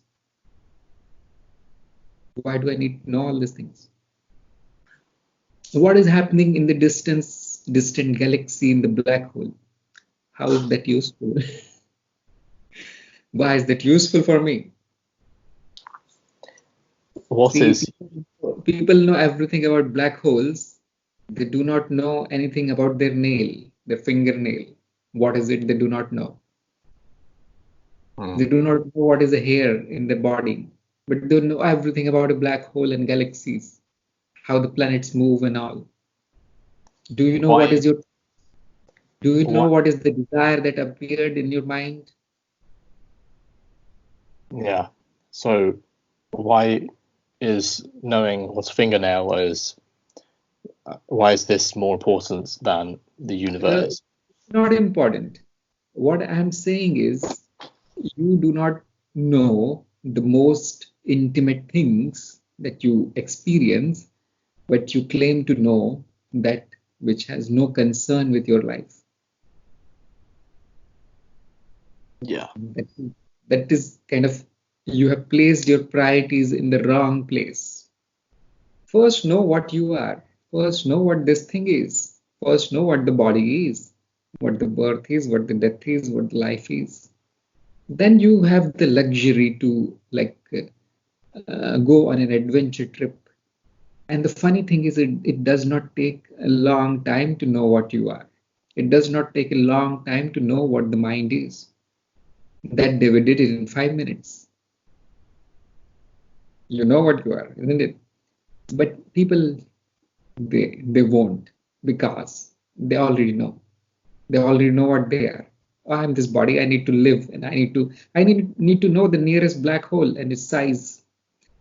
So your priorities are kind of flipped. Not good. That is, what is not good here? Everything is okay, but if it is producing suffering, then you need to switch your priority now. Your priority should be to reduce the suffering, not knowledge. Your priority is not knowledge then. Not knowledge of this kind, which the schools which the education system is stuffing in your mind. That is of no use. That is not important. What is important? They will never teach you. Actually, they will laugh at you if you ask this question: what is mind in your school? Who am I? They will laugh at you. You don't know who you are. Your name is this. You're born here. As if they know everything. They will teach you. So do not become educated. And this was the quote from Albert Einstein or somebody. And do not let your education interfere with your knowledge. You know, Einstein was told by his teacher that he will amount to nothing in his life. He was the person who changed everybody's life by refusing to be educated. He did not believe in what others believed, and that is his genius. A seeker does not believe. A seeker wants to find out. If you educate yourself, well, no hope, no hope. If you belong to a culture, if you belong to a race, if you belong to a country or religion, no hope. If you belong to a gender, if you are associated with a body of specific kind, of specific gender, of a specific age, you will know only that. You will not know beyond that. You will remain small, and then you will die.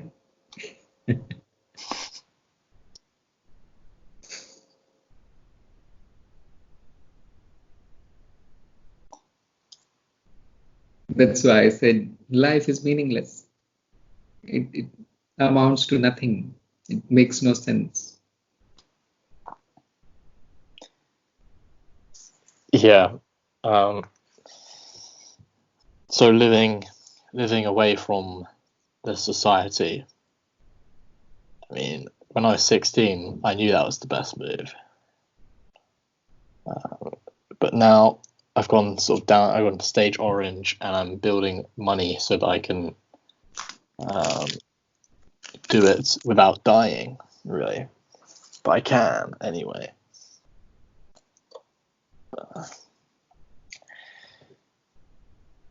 Yeah.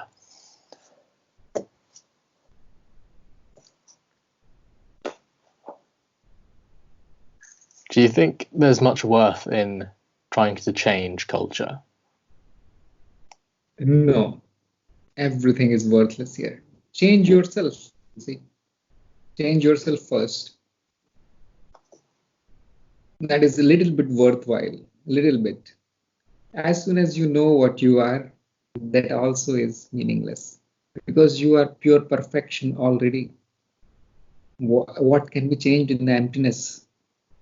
Your pure emptiness that is witnessing all experiences, the illusions of experiences. What can you change in the emptiness? Isn't it already perfect? It is what it is. It cannot become what it is not. So you cannot change it. There's no point in changing anything. But still, because there is identification with the mind, we give a concession kind of to this student who is still learning. Okay, you change the mind, you purify the mind, you become a better person. Okay, take care of the body. The body is an instrument for experience. So body is your temple, you live in the body. We say such things, you see. These things are simply for encouragement. Because when I say there's no meaning in life, there is no meaning in staying alive, there is this trouble of improvement and all, progress not worth because you are already perfect, then an average seeker, the newcomer, will be discouraged. Because it sounds very depressing to the ego, because the ego has plans. So when you just trash the plans of the ego does not like it. So you give something to ego. Instead of these puny goals to simply stay alive and kill each other, the teacher will give a higher purpose to the person. which is okay, improve yourself and let others follow through example, which is good, which is good. But as soon as you reach a certain stage in the spiritual development, you will find that nothing needs to be improved. You will find that nobody improved anything in this world. Nobody could improve anything in this world. There is a joke here in India that India is God's own country, like the gods took birth here. How many times? 9 times. Some people say 10 times. You see, the God himself took birth here 10 times. It could not change anything. People are same stupid, you see, just idiots. Even 9 incarnations of God could not make it in a tiny hair width of difference in what the society is. Who are you to think that you can make a difference? So the pursuit of a seeker is, the proper goal for a seeker is to change yourself. Change yourself according to your own preferences. Make this thing whatever it is, but if you think it is body or mind or whatever, soul, causal body and whatnot, try to make it beautiful, try to make it perfect. If you think it is not perfect, remove all the impurities. The greatest impurity is the impurity of the ignorance. Ignorance is nothing but blind beliefs, superstitions. Get rid of that, and then you will find that not only your behavior will change, your body will also change. It is not that you will remain forever. The body will die anyway. The body will decay anyway. But and the mind will be lost anyway. It is going somewhere. We don't know where. But it is not going to remain the same. But at least you will have the satisfaction of doing something. You see, the mind needs a reason to act. If you take away all the reasons from the mind, it's not going to act. It's not even going to drop its load of beliefs. So the guru will give you something to do. That is, change yourself, purify yourself, make yourself better, progress, evolve. That is what will be the goal for you. If somebody else wants to adopt the same lifestyle, adopts the same behavior pattern as you, who is a seeker, then it's okay. If they do not, perfect, no problem. The spiritual life is very selfish life, like it is concerned with the self only. So selfish is probably not very good word. So we say self-oriented. Spiritual life is always about the spirit which you are, not about others. Others do not exist actually. Only the spirit exists. Even this body mind that we are trying to make better is an illusion, does not exist. It's already changing. It came from nowhere. It will go into nowhere. Only you exist as this empty consciousness, which is already perfect. Already perfect. That is why we have this formula of Satyam, Shivam, Sundaram. Satyam means truth. Shivam is the consciousness. And Sundaram is perfection. You will hear this formula a lot.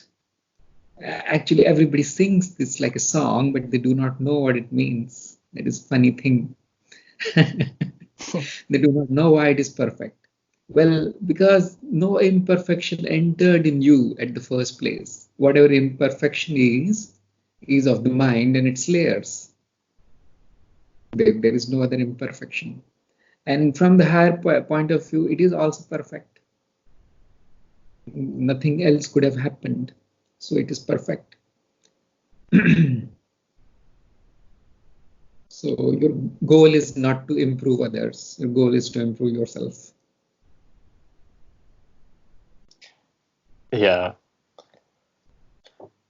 I still have like that, because that whole ego story of become incredible and then create stuff which helps other people to become incredible.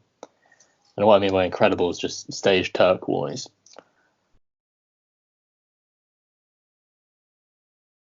I want to hold on to that. That is perfect also. That is perfect also, because all these desires and goals that the ego has accumulated, they will lead to a lesson. It does not matter whether you achieve it or not. The lesson is already there. You can see it. The lesson is that it was always perfect and it will always remain perfect. Now, with this knowledge, you can proceed with doing whatever the ego wants, and it is almost guaranteed that the ego will change sides. It changes teams. It's not a reliable thing. So it will change the goal. It changes the goalpost also.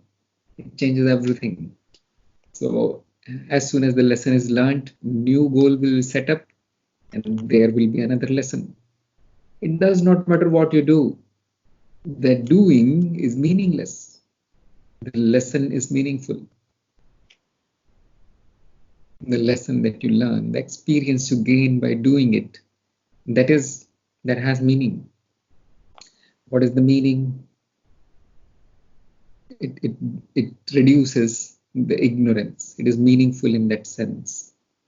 I can take you to knowledge in one step also. 1 second, I can take you there. But the ego won't accept it. Try. You are the pure consciousness, isn't it? You're not the ego. So whatever the goals that the ego has come up with are not your goals. They are purely conditioning stuff by somebody else in your mind. It's not yours. The ego has nothing original. It is always an accumulation from somewhere else. Just like the body. Just like the body is an accumulation. The mind is also an accumulation. What is it accumulating? Impressions. You can call it memory. It is accumulating impressions. The impressions are coming from outside and not coming from you. You do not have any content. You are empty. The accumulations, the impressions are coming from outside, coming from other people, coming from something else. And the ego assumes that they are my impressions. They are my goals. And oh yes, I need to do it. You do not have any goals. You do not do anything. You are simply a witness. But yes, you can, that is, turning like around and looking at you. But you can go forward and go around the whole world, and you'll come back to this only. You will come back to that which is behind you. The place that is behind you. Behind the ego and mind and body is consciousness. You can turn and look at it right now and drop everything that is in front of you.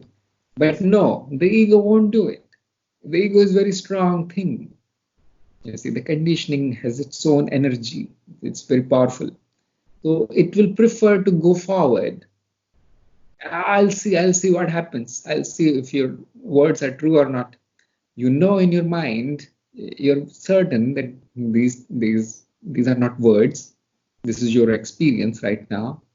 Your nature is like that right now. But the ego will resist it. The ego does not want to be nothing. Call somebody in the street, look, you are nothing, you are emptiness. He is going to give you a big punch on your face. You will break your teeth. Nobody likes to be called nothing. Nobody likes to be told that their lives are meaningless, empty.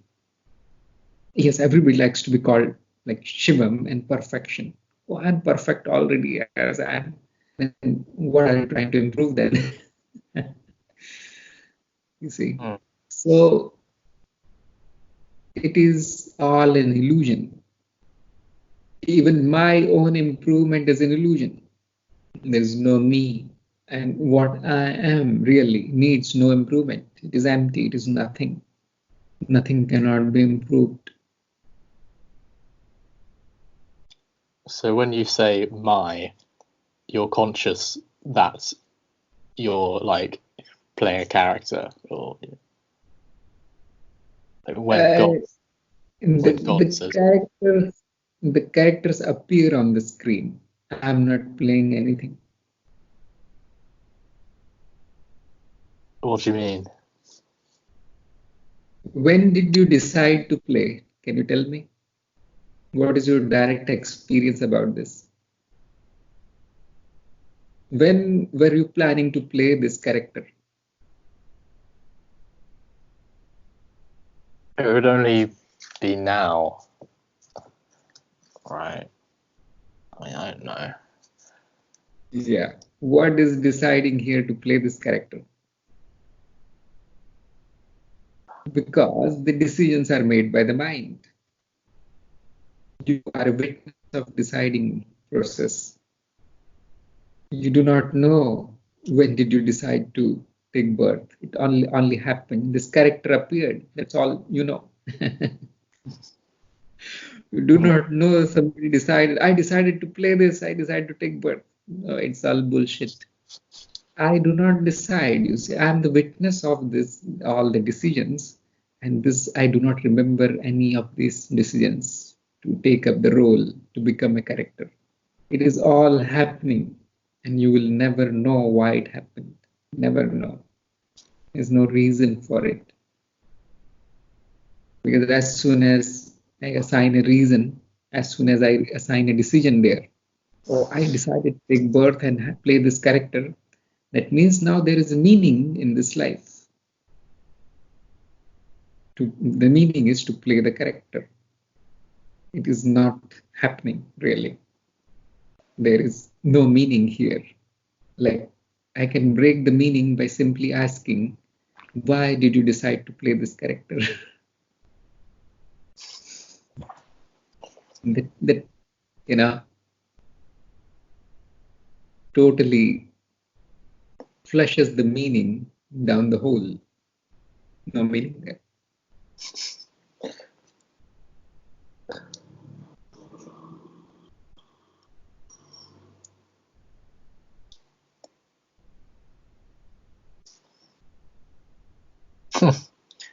You had this belief that I am deciding things, you see.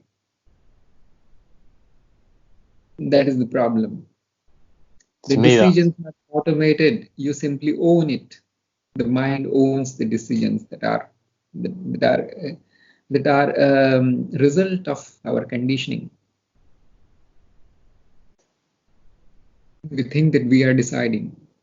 No, we are not. We think we are choosing. No, we are simply witnessing. There is no purpose in witnessing. There is no meaning in witnessing. We did not decide to witness. It is only is. It is very, very pure actually. It does not have all kinds of these kinds of qualities in it. It's without qualities. It's empty of qualities. Thing is so if I spent time deciding something, then that would seem to, I don't know. That is an egoic activity. You can decide. I mean, there is no such rule that we should not decide, we should not act, we should not dream. There is no such rule, but it is empty. It is devoid of any meaning because it is an egoic activity. It is just the result of the impressions that are on the mind, and the impressions are playing out as desires and plans, and the body is acting them out like mechanically. All of our speech is kind of mechanical action. We do not know what we are speaking. That is a real problem, isn't it? Nobody knows what they are speaking.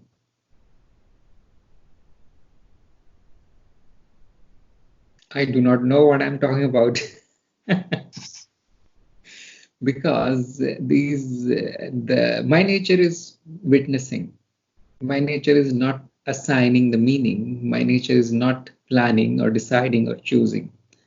Whatever there is, whether it is a decision, whether it is a choice, whether it is a meaning, whether it is a purpose, I'm witnessing all of that. I can see that all these things are coming from some kind of impressions.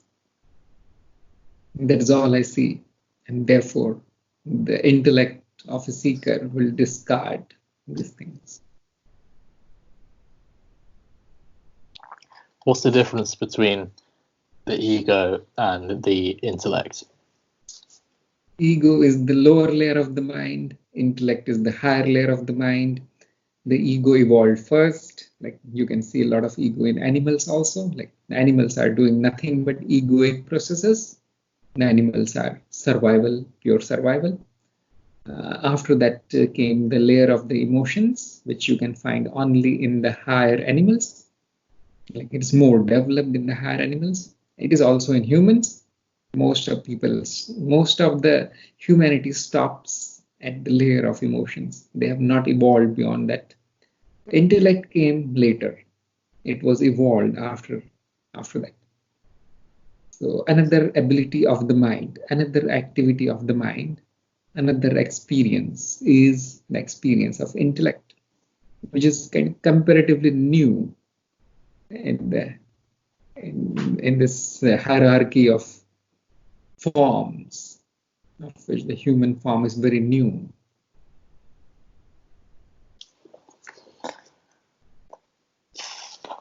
Damn, I don't know what to say, really.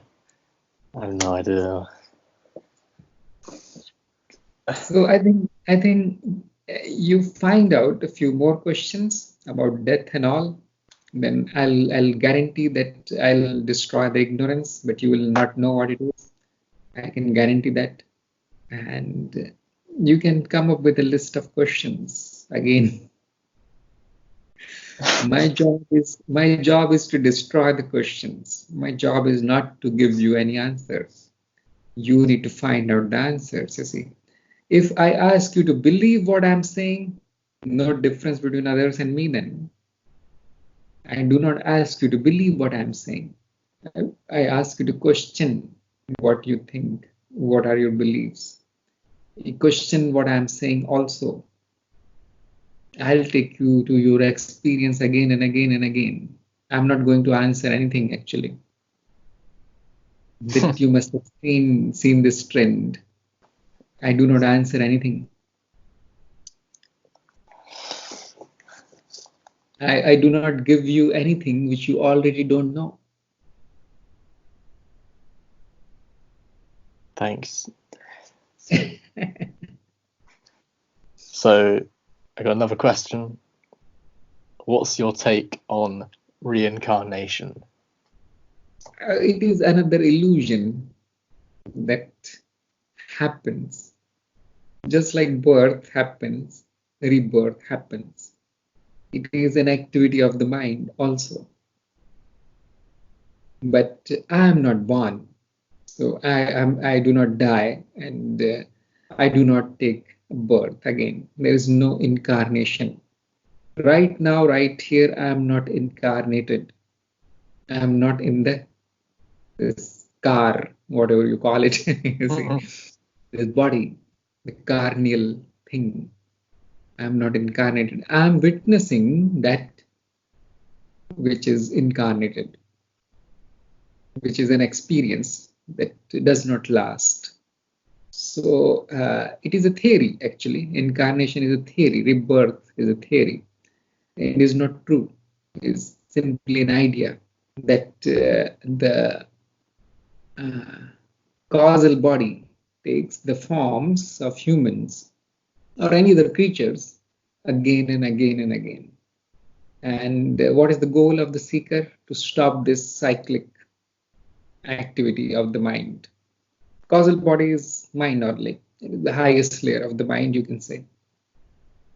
The highest form of individuation is the causal body. Beyond causal body, there is no individual. There is only mind. So how do you know there is a causal body? If you trace the path, the origin of your desires, for example, try to find out from where the desires are coming. And actually you won't find, it's kind of cannot be seen, but you know there is some activity there which is generating the desires. That activity can be called as the causal body, because it is the cause of a life. And the causal body sees this instrument of the body, physical body, as an opportunity to express those desires which are there. And this body, while expressing the desires, like trying to complete the desires, collects more impressions. Like you see a new thing, I want that. And then this is like impressed in that causal body. The causal body is very fine layer of the mind. And actually, you can say that after death, the only thing that remains is the causal body. That is a metaphysical structure of memories that remains. So it reappears as physical bodies. That is what you call as reincarnation. But it is another illusion. It is not true. It is another illusion that happens in this dream of births and rebirths. It is like, you say, going to sleep and dreaming that I am this and that person in the dream. Let us say you are a king in the dream. From where are the king's form and king's tendencies and king's desires and actions coming from? From your mind, isn't it? Like for a second, you assume that you are the mind. So it is coming from the mind. Let us say you wake up and then you go back to sleep next day. This time in the dream, you are a beggar. I happened to very famous king. So he dreamed that he is a beggar. Now he woke up and, oh, I'm not a beggar. Which one is true? Which life is true? So let us say you become a beggar. Now the tendencies of the beggar are coming from the same mind, which is experiencing the dream, the sleep. The same mind has generated two forms, you can say two incarnations of itself. So when we see this form, and it looks like dream form, which it actually is, it's just memory, isn't it? It is mind. It is made up of memory, which we have gone through this many, many times now. It's all mind. So what is dreaming this dream? Then we theorize, like it's a hypothesis that causal body is dreaming the dream. It's a mind that is dreaming of this form. Now, obviously, it does not remain, because impermanence is our old friend. Impermanence wipes it out. It sleeps, goes to sleep again, and then dreams of another form. The tendencies that were in the causal body, they're downloaded into this form, and this form acts out those tendencies. Now, for a seeker, especially in this region of the world, it is a no-no to take birth again. We don't want this form again. That is like set goal for the seeker. I don't want this world again. I want to be liberated from this cyclic formation, cyclic incarnation. So what we do, we destroy the tendencies that are causing the birth, and then we remain as the pure causal body, which causes nothing. That is called the destruction of karmic impressions. The karmic seeds are to be destroyed. And this we do by progressively refining the behavior of the mind, the body, because another layer of the mind. We kill the ego, like disable it completely, because ego is the greatest enemy of seeker. And the next time when these tendencies arise in, death happens naturally. You do not need to kill this body. And next time when the tendencies arise in the causal body does not want to take birth. And we are freed from this existence in the body. It is like a bondage, actually. The causal body is very, very free. You can see it. The limitations are limitations of the body and ego. So you can say that this dream is being played. again and again and again. Now you don't want this dream, you want to stop it, you want to remain as pure consciousness, which is dissolution of the causal body. That dissolution will happen when all the tendencies are extinguished there. You throw cold water on the desires of the causal body, disappears because it is a structure in the mind. It's already disappearing, it's already dying. You make it quick and clean, and then you abide as the pure consciousness. Now there is some problem here, as you must have guessed by now. Yes, I am not going to reincarnate, so it does not apply to me. Then I've become pure consciousness. But look at the pure consciousness. It is now incarnating in other forms. Like the form continues, the dream continues. Yes, one character has been subtracted from the dream. It will never appear in the dream now. It is liberated. But there are millions and billions of characters that keep arriving. They're dreaming. So the liberation is another illusion. Cannot liberate anything here. Incarnation, already an illusion. Nothing is really happening here. It's all illusion. It's all mind. So what we do on the path of knowledge, we'll let it happen.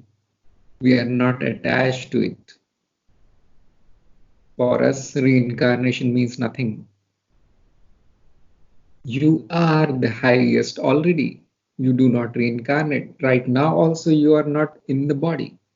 The body is in you.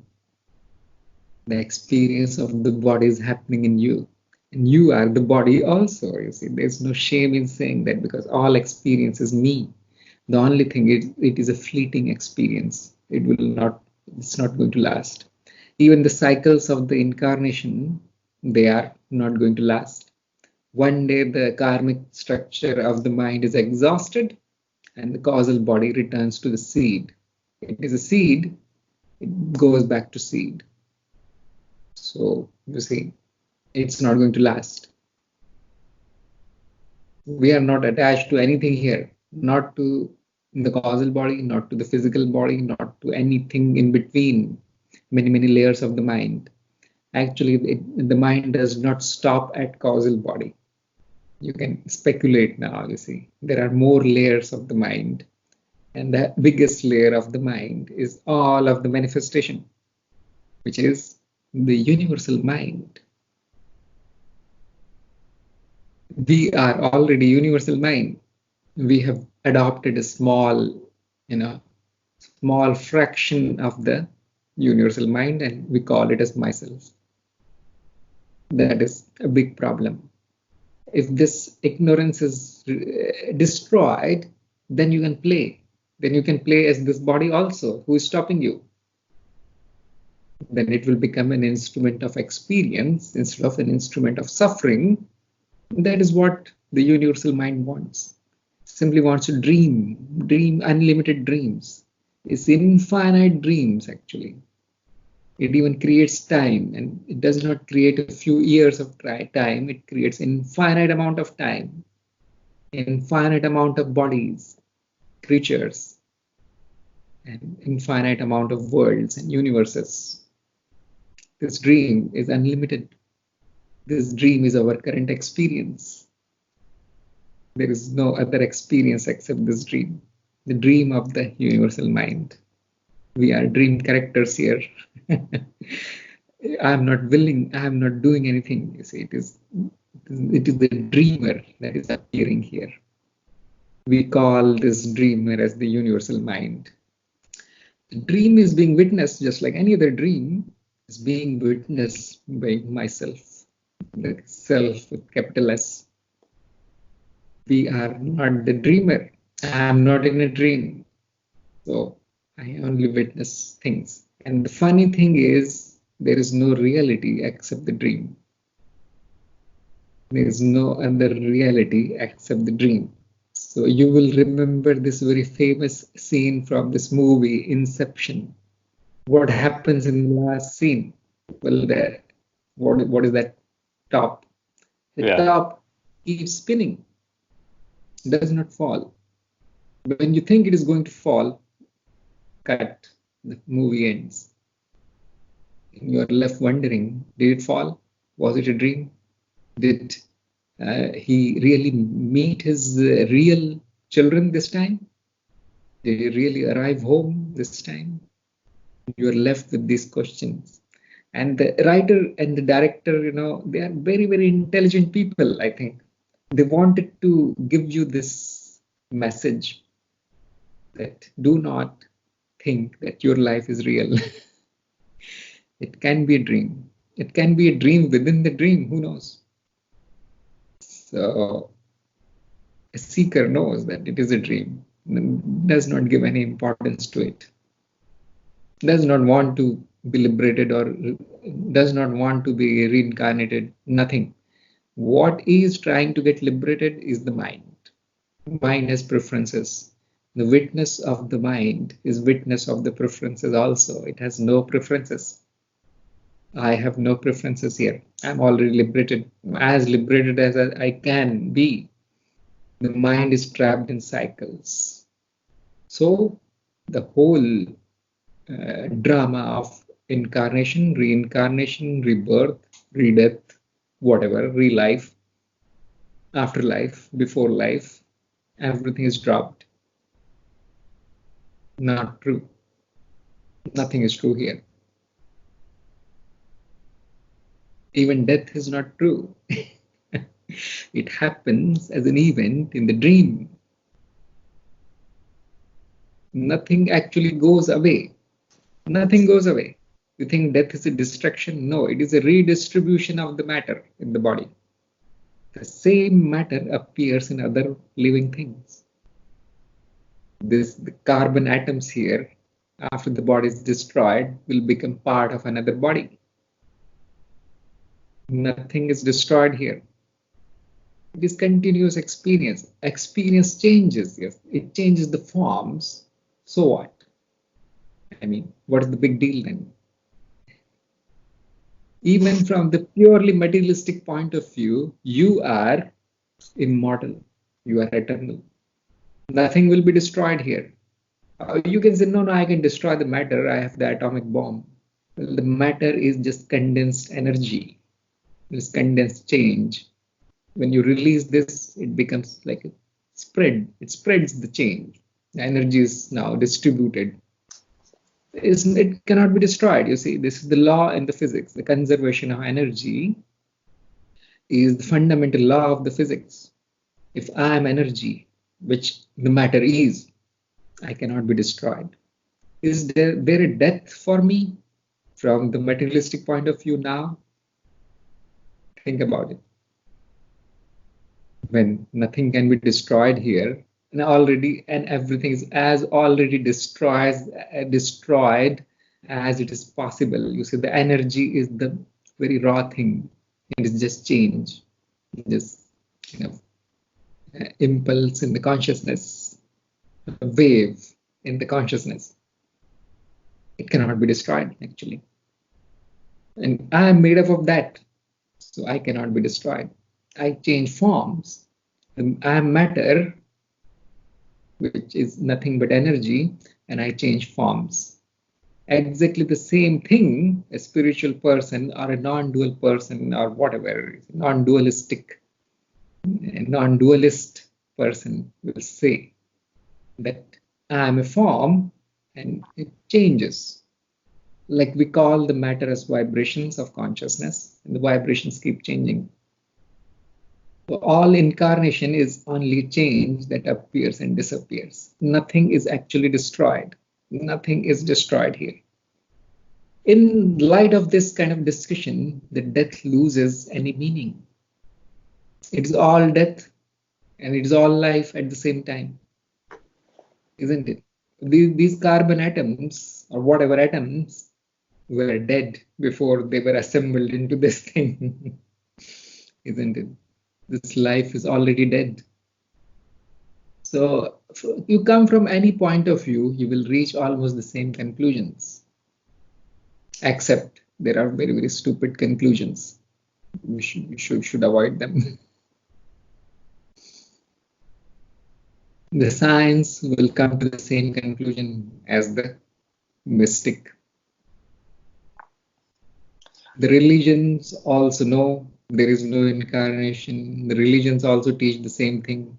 The religion will tell you are the God. You see, I am that which I am. Or I am Brahma, Brahmasmi, Shivoham, I am the Shiv. These are the teachings. And Buddhism, you see, you are the emptiness, you are the witnessing emptiness. Every religion in this planet, including the science, the religion of the science and religion of the materialism, they will teach you the same thing. There is no death. I am the whole.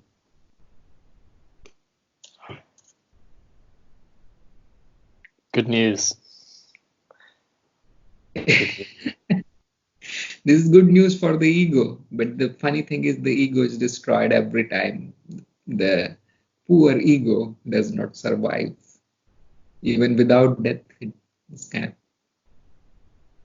of miserable thing. You tell it there is no death. It's not going to change anything. Nothing will change in your life because ego dominated. So that's why I said the ego is the greatest enemy of a seeker, is the enemy of knowledge actually. Ignorance is the enemy of the knowledge and ego is pure ignorance. That's why we do not say that there is no death. Because kind of feeds the ego, isn't it? Oh, I'm immortal, I'm immortal. And then it will continue doing whatever stupid stuff it was doing.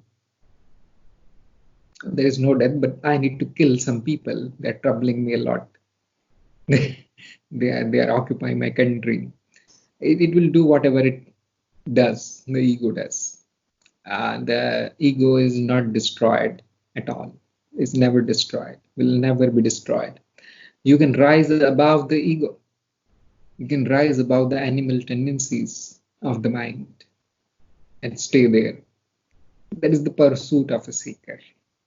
Destruction is not our pursuit because we know nothing can be destroyed. You see, you destroy the ego here, it will reappear there. Same ego is in everybody. You see, same program is running. It is copied itself million billion times. You cannot stop it. You destroy the whole of the humanity, some other creature will evolve into some egoic kind of creature, which has happened many times. You destroy the whole planet, well, some life will appear in some other planet, which has happened many, many times.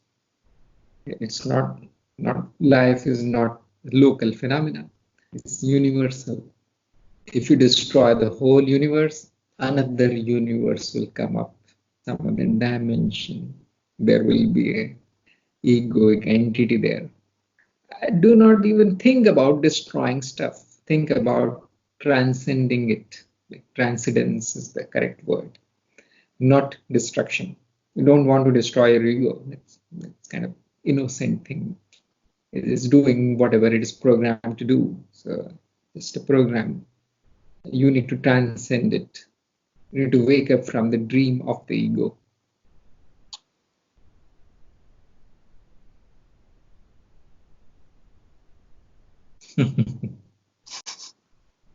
Is there any question? Or can we I mean do it in the next part 2 of that? I think that would be best. So probably we achieved our goal today, that I have shown you that there is no death, plus there is nothing to worry about death, because even if it is there, it's kind of illusory. This was the goal of current discussion. Yeah. But after that, everything is theory. Incarnation, everything is theory. Causal body theory. It's not in our experience right now. Cannot say anything about it. All right. Well, thank you very much, Tarun, for that. Because I'm going to have a fun time editing. Yeah, probably it will be very long, so you can break it up in 2 or 3 parts. Yes. I've seen people watch only first 15 minutes of any video. I don't mind. I don't care. Yeah. Do not watch the whole video. All right. Well, everybody stay tuned for the next part. Yeah, I'm gonna go. I don't know what I'm gonna do, dude. All right. Yes, we'll do the part 2 of the death. It's very interesting. Very, very interesting thing. Yeah. Very serious topic. Or I don't know. All I right. don't think it is serious. Yeah. For the No. ego, it is serious. Yeah. It is a funny topic. It's very, very funny because of what people think about it. Yeah. A comedic tragedy. Kind of. Yeah, All that right. is right. Oh, thank you very much, man. So, yeah. Goodbye. Goodbye. We'll see you in the next meeting.